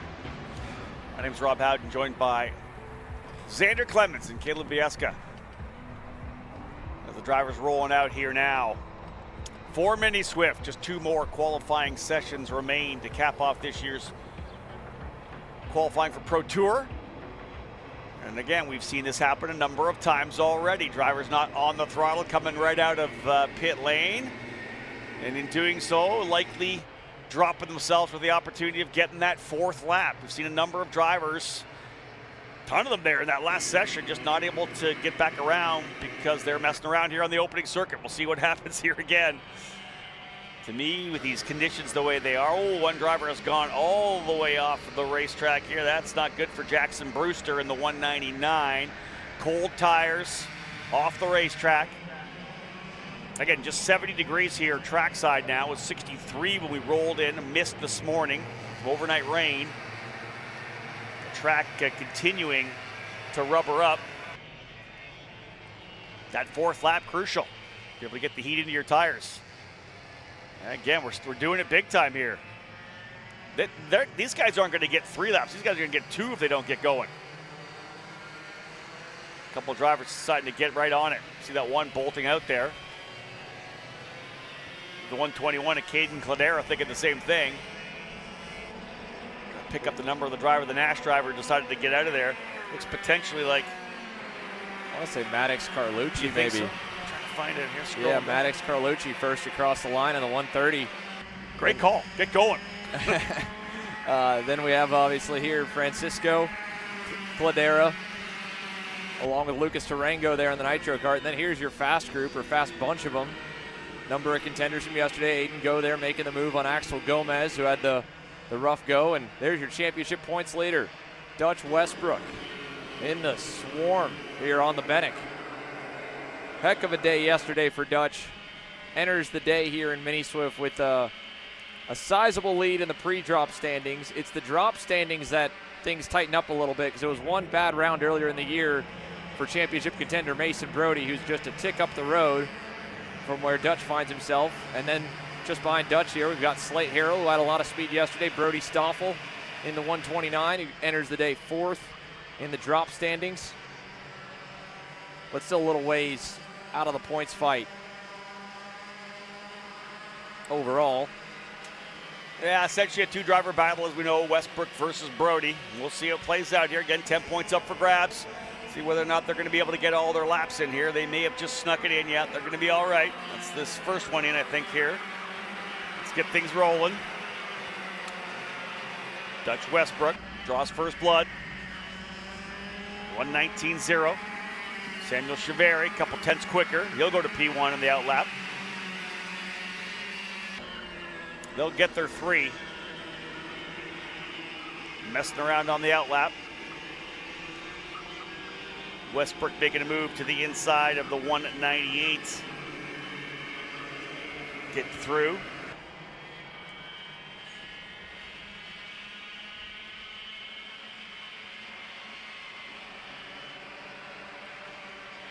Here's your look at your live standings on the points right there.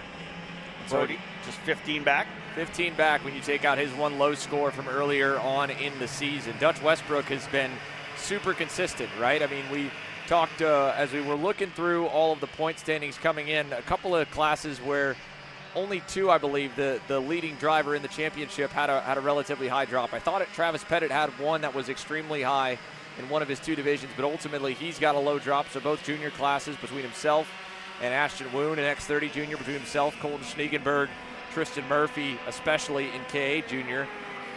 In fact, in that one still has a lot in contention, but here in Mini Swift, Dutch Westbrook, a 240-point drop score. It doesn't mean, of course, that Mason Brody enters today without a serious fight at the championship, but what it does mean is it's one of the few classes of the 6 remaining where the championships are to be decided that it could get sealed and clinched out in the pre-final. It would be a lot. It would basically take a probably outside the top 10 finish for Mason Brody in the pre-final to lock it down before we get into the main event, because he needs to get a relative score higher than what Dutch would, if Dutch would have to lean on his lowest of the first 5, 240, max on the day 320. So he could, if he ends up giving up more, I believe, than 95 points before we get into that main event, then things would be different. So again, it would take basically a DNF at that point, since the points pay out pretty deep from 100 to win the pre-final downward. Here in Mini Swift qualifying, though, with the waiting, the checkers are going to go this time. It looks like they're still all going to get 3 laps in. However, it's a mixed bag at the top, and Samuel Chavarri here on the Parolin at the moment has it. Now, this is probably going to shake him up a lot. Look how many are in the train to the line. Who's going to cycle to the top of the board? Is there going to be anyone? Wow, not even a single lap that moved in the top 5. Benjamin Tavi, career best, qualifying effort in 5th. Samuel Chavarri, career 1st national pole in the Mini Swift class. Great job for Chavarri and the TKG Bureau Larpelt. Look, only one driver in the top 10 going quicker on that last lap. That was Brody Stoffel on lap number 3. Moves his way up into the 6th position. Dutch Westbrook, though, P3.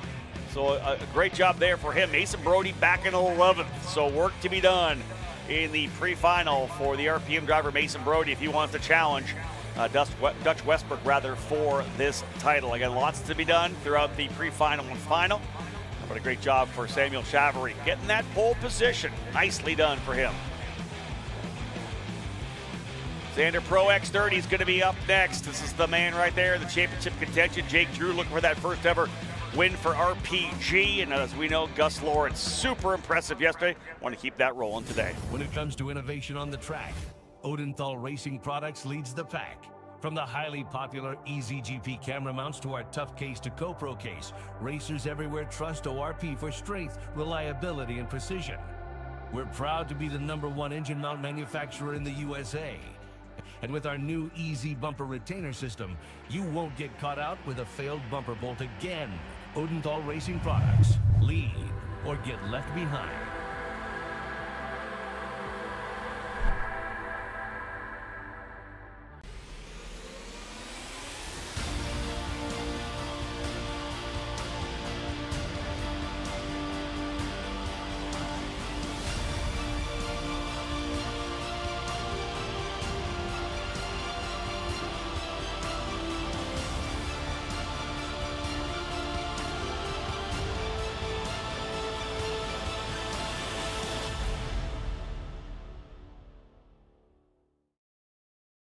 Paulie Massimino wins the Wisconsin Grand Prix. James Overbeck on start number 2 gets win number 1 in OKN Stars. On track or off, Brandon Jarskrek Racing delivers elite performance. Led by 4-time Pro National Champion Brandon Jarskrek, our team masters driver coaching, data-driven analysis, and mechanical precision at every national event. Contact us today at BrandonJarskrekRacing.com. Macron Motorsports builds champions every day, drivers who won on the world stage. The Tillotson T4 Series is pure spec racing. Same engine, same chassis. When you win, it's because you were the best that day. Your edge is not the kart. It's the setup, the strategy, and the race team. With our Arrive and Drive program, you simply bring your gear, we provide the equipment and the championship-winning support to every event. Stop wrenching, start racing. Your path to the T4 Nations Cup in Spain starts with us. For more information, contact us at macronmotorsports.net.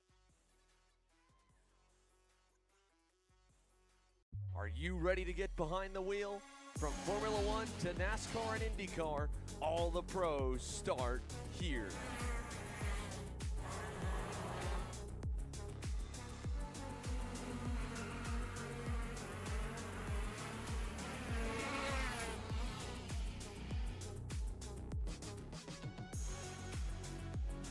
For more information, check us out online at mcckarting.com or call us and go racing today.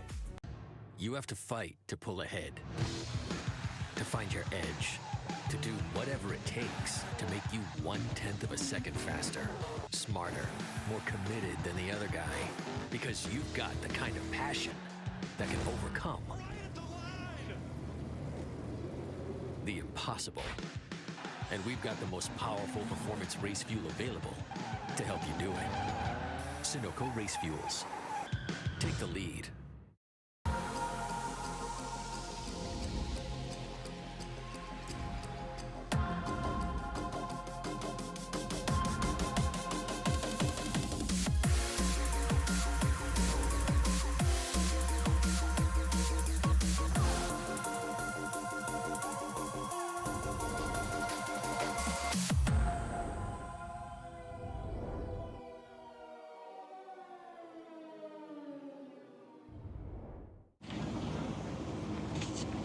Kyle, what are you doing? It's got my new Greyhound seat. You don't even have a cart.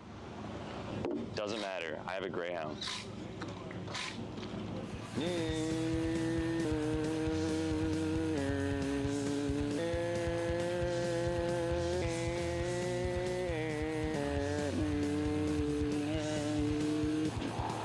Who the f is Kyle Cuthbertson?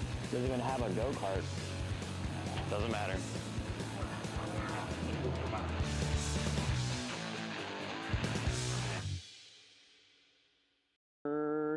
Cuthbertson through on Turney, Turney in the dirt.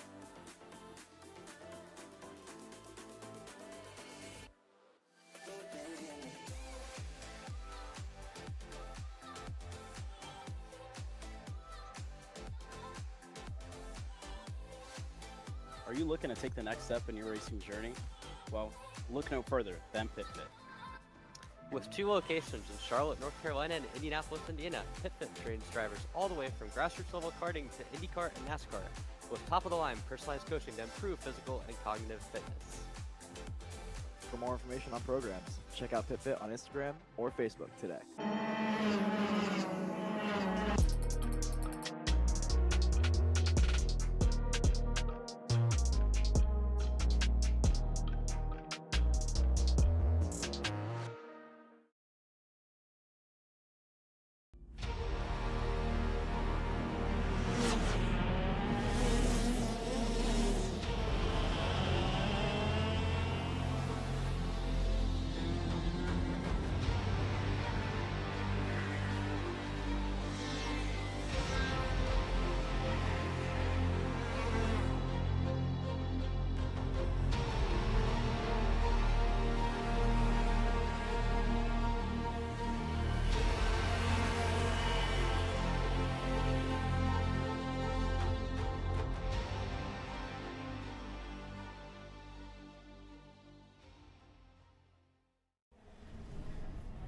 Miami, USA West, is the official West Coast importer for IAMI engines and parts.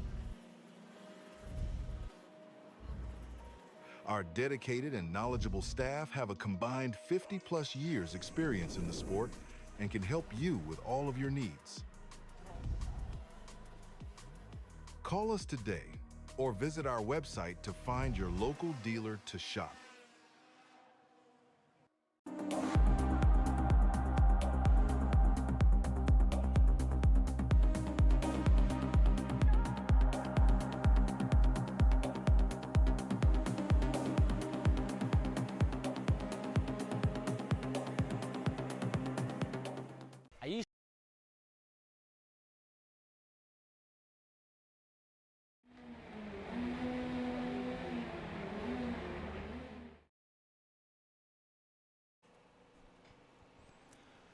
Pro X30 final qualifying session getting set to go green.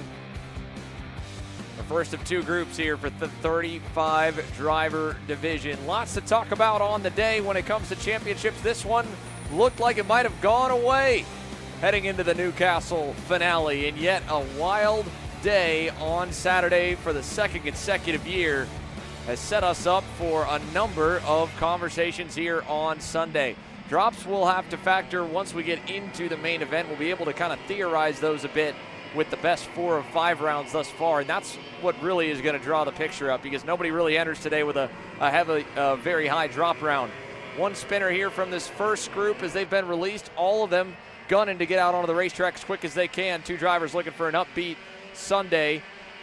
Caden McQueen and Andre Nicastro. Nicastro with a DNF on the main event yesterday, got involved into an incident fighting in the midfield. Caden McQueen actually had a pretty solid drive, all things considered, managing the best of the day. But this year, compared to how strong he and Velocity Racing Sodi have been in the K100 class, it has been far from it in the results here in Pro X30, to say the least.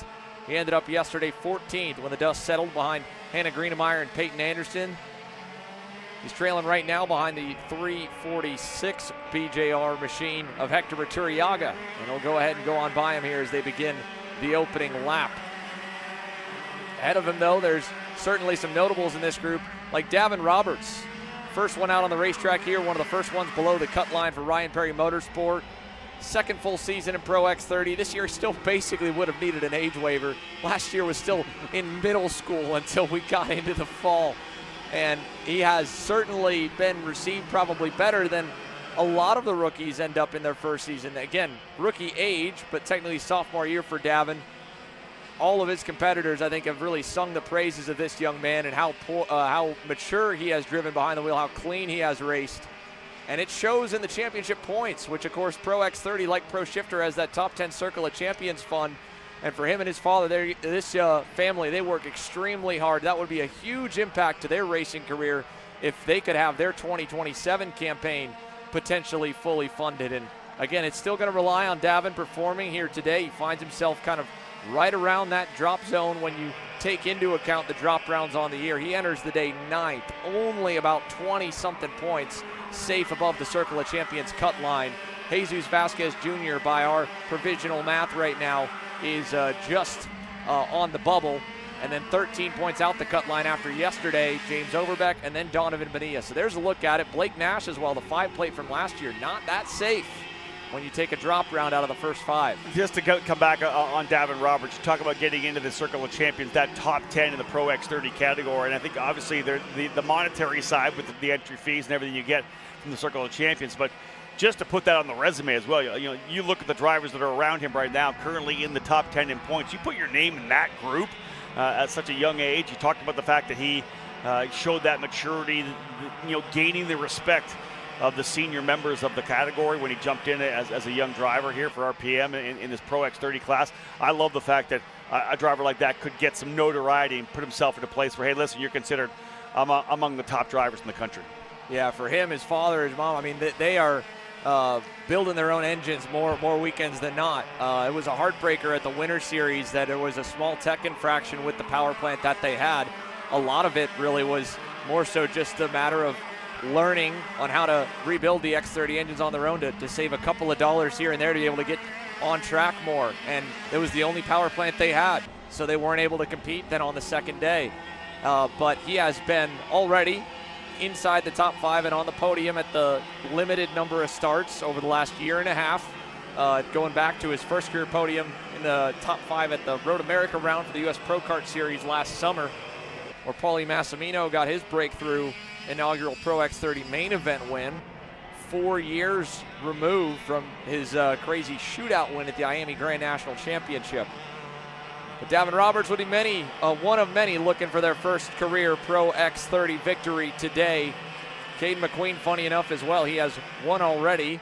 In 100cc competition, he's won, of course, Rock Vegas. So he's won on almost every package around the world and here stateside, except for this one. This qualifying session for him right now has him seated second behind Roberts. And then you have the 356 here on screen. That's Luis Fernando Nunez with MPG Motorsports. Getting to learn a little bit off the like of Joe Turney and a whole lot of experience and wealth in that camp. Of course, the team co-owned by Chase Jones and longtime NTT IndyCar Series strategist Billy Vincent, who is stoked to be here. I know he loves being at the go-kart track every time that his day job allows him to. And it's not like he's any less focused on his day job, nearly winning the Indy 500 this year. And probably when you look at the strategy versus qualifying results, or at least being on the right side of the strategy over the season thus far, I think Billy has probably one of the best records in the series. He's done well, no doubt about that. Here in 2026. Jose Vitor Cabanas to the top of the chart. Sorry, Xander. Oh, yeah. Up top, Cabanas laid a good lap down there, 108.488. We're going to see those 4-lappers here again, finally. Caden McQueen not that far back, less than a tenth of a second. So the top 2 drivers here, you could throw Davin Roberts in there as well, Remy Andreatos and Luis Fernando Nunez, your current top 5 as final lap laying down here for the first group in Pro X30. Here they go to the line. Let's see if Roberts can find any more speed on the 4th lap. It will be not too much for him. He'll get closer to Cabanas. McQueen does find a little more pace. 68.279 for Caden to jump back by Jose Vitor. Similar kind of shades of yesterday. I think McQueen was top of the group as well by about 2/10. It didn't hold all too good. A bit of a bummer, I think, for Andre Nicastro, though, in this session thus far, down in 9th and about 6/10 off the pace. Driver that has, of course, run at the front and won the Super National, Sergei Karamsily, rounding the top 10. But now to the heavy hitters, the fast group here for Pro X30. A lot to play for and a lot on the line with these 10 points that have been crucial in qualifying. With how good the best days have been, that means that, and only one bad day for the top 3 contenders on the season. Joe Turney, and what an angle that was there with Gus Lawrence looming in the distance, the 2 drivers that enter 1st and 2nd in the point standings. Ruben Moya actually has an outside shot that we won't really get to display to you until we get into that main event, because he'll be dropping a 0 back at round number 1 to really factor things in properly. But we do have it at least in the provisional standings, and we'll get to that. He's currently seated 4th by the unofficial math. Let's take a look down to pit lane, though, as the outlap gets underway here with Caleb. Thank you, Xander. Yeah, a lot has changed for a couple of these drivers. Yesterday, we saw Joe Turney struggling for pace in the main event and really throughout the entire day up until the main. Today, it's a brand new set of tubes, a brand new chassis for Joe Turney as he looks to lock up the championship. Guys? That's what I expected, Xander. The way he was talking yesterday, they were going to have to go to a clean sheet of paper, because whatever they were doing, whatever they were throwing at that go-kart wasn't working. So that fresh chassis could give them, again, another baseline. Start with something fresh and see what happens here in qualifying. And the big question really was, where did that pace go? 0.07 of a second off of Ruben Moya in yesterday's warm-up, to then 0.3 off in quali, and then up as far as 0.7 off in the main. Here's a look at what they sit right now in the championship with a drop factored in. Not only was it an off-pace day, Joe Turney ended up getting into the scrum around the midfield, 10th on back, and was sent about a 300 feet riding the grass all the way until the Scribner barriers in turn 2. A DNF in yesterday's final took what was already a good season and a near picture-perfect season to a so-so season, now still needing him to perform today. 57 markers up on Gus Lawrence and 112 on the driver on your screen, Paulie Massimino. The 3-plate still seated 3rd, and comfortably 3rd, because he, Lawrence, and Turney are essentially out of reach for the likes of Ruben Moya and Jake Drew in 4th and 5th. Yeah, it's coming down to what it feels like a two-driver battle. Massimino, as you said, not out of it. But again, you got to have those perfect days. 10 points up for grabs. If you're going to make a run at the championship and stealing it away from Turney, this is the opportunity to get it done. That was a very smart move right there coming out of the I-70 corner. I know it didn't look like much, but if we were to play that one back, what Paulie just did behind Oliver Hodgson, I might be able to give a little bit, because I think that was a very heads-up play right there. We're seeing also a bit of games here between Gus Lawrence and Joe Turney, still slowly moving around the racetrack. Neither one of them wanting to let the other get a toe off the back. They know what's on the line today. They have grown up racing each other, that have been separated racing in different series across the globe. Both drivers have competed on nearly every single continent that has kart racing at the highest levels. From Asia to, of course, their home in Europe, their home racetracks and the British Karting Championships in the United Kingdom, to North America and beyond. And now they find themselves locked in, as you mentioned, essentially the primary two, with Paulie having an outside shot at the SKUSA Pro Tour Championship and the momentum to build into Las Vegas. But this first lap for them, certainly still going to be a building lap. They're around a little bit of traffic as well there in between the two of them. That is one of the Hoax DD entries. It's Caleb Gaffera, I believe. Yeah, Caleb Gaffera there. So finding him sandwiched between the two title combatants is funny. Looks like Caleb's pace, though, is holding good on this lap at least, where it won't trip Joe up too much, but means Gus will be no toe here for quali. Indeed, that is a great observation. Not going to get that the draft that he would be if he's in a bit of a group, or maybe just wanting to make sure that at the very least he's going to be able to get the job done on his own. Not checked up at all. Gus Lawrence out there all alone on the racetrack. First driver to draw blood here in lap 2 for Blake Nash. He'll go to P5, back by about 0.4 of a second. Ruben Moya into the top 10 as well. Jake Drew in 12th. Here comes Moya up to 9th, Lawrence up to 4th. Turney was still kind of building up on that lap. I think he's going to have to go by Caleb. He will here, turn 3. And so that'll burn this lap for Joe. And with how much they've waited, they're going to be on the limit of if they're going to get 4. This could be detrimental for Joe Turney. Passing in turn number 3, if you're able to do it with the driver really having a wide arc into the corner, you don't normally lose a ton of time, but we're keeping our eyes locked in on Aaron Likens. Look at this. Is this group going to make it? No. James Overbeck, first of the many. Jesus Vasquez Jr., that will not go again. Caden McQueen still holding the top spot. Vasquez Jr. done. Best he'll be is second, and only 3 laps for him. It should be 3 laps for the rest. So Turney with a pass on his final lap. Lawrence headed into the scoreboard corner here to put one more in. This is Jake Drew, Eric Doan, Oliver Hodgson. Turney and Lawrence will be even 1 lap less than them with how much they've dropped back. Here comes Lawrence now. Massimino is well up into 3rd. He'll get the last lap. Here's it for Lawrence. What's he got? He was 9th on that second lap. Lawrence looking for some speed here in the last circuit. It's going to be work to be done for Lawrence. Yeah, waiting to see timing update here. It has not updated yet from official timing and scoring. I don't know what we've got going on over there. We're trying to give you everything that we can. Here's a look at Jake Drew running right up to the back. Eric Doan, that's probably going to hurt this lap, and he knows it. He just looked to the heavens. Here comes Hodgson. He timed it perfectly. Oliver Hodgson, this might be a burner. We'll wait and see when it will update, and if it does, Caden McQueen out of that first group on the unofficial scoring is still showing at the top. But we did not get to see what the laps looked like here at the last for the major contenders at the end of the session. Turney's only couple of laps, if this is right, puts him all the way down in 25th. Hodgson down in 21st. I think there's still some stuff to be sorted out. And 16th for Gus Lawrence is what we're seeing on live timing, and that was 3 laps. So Lawrence could be back in 16th.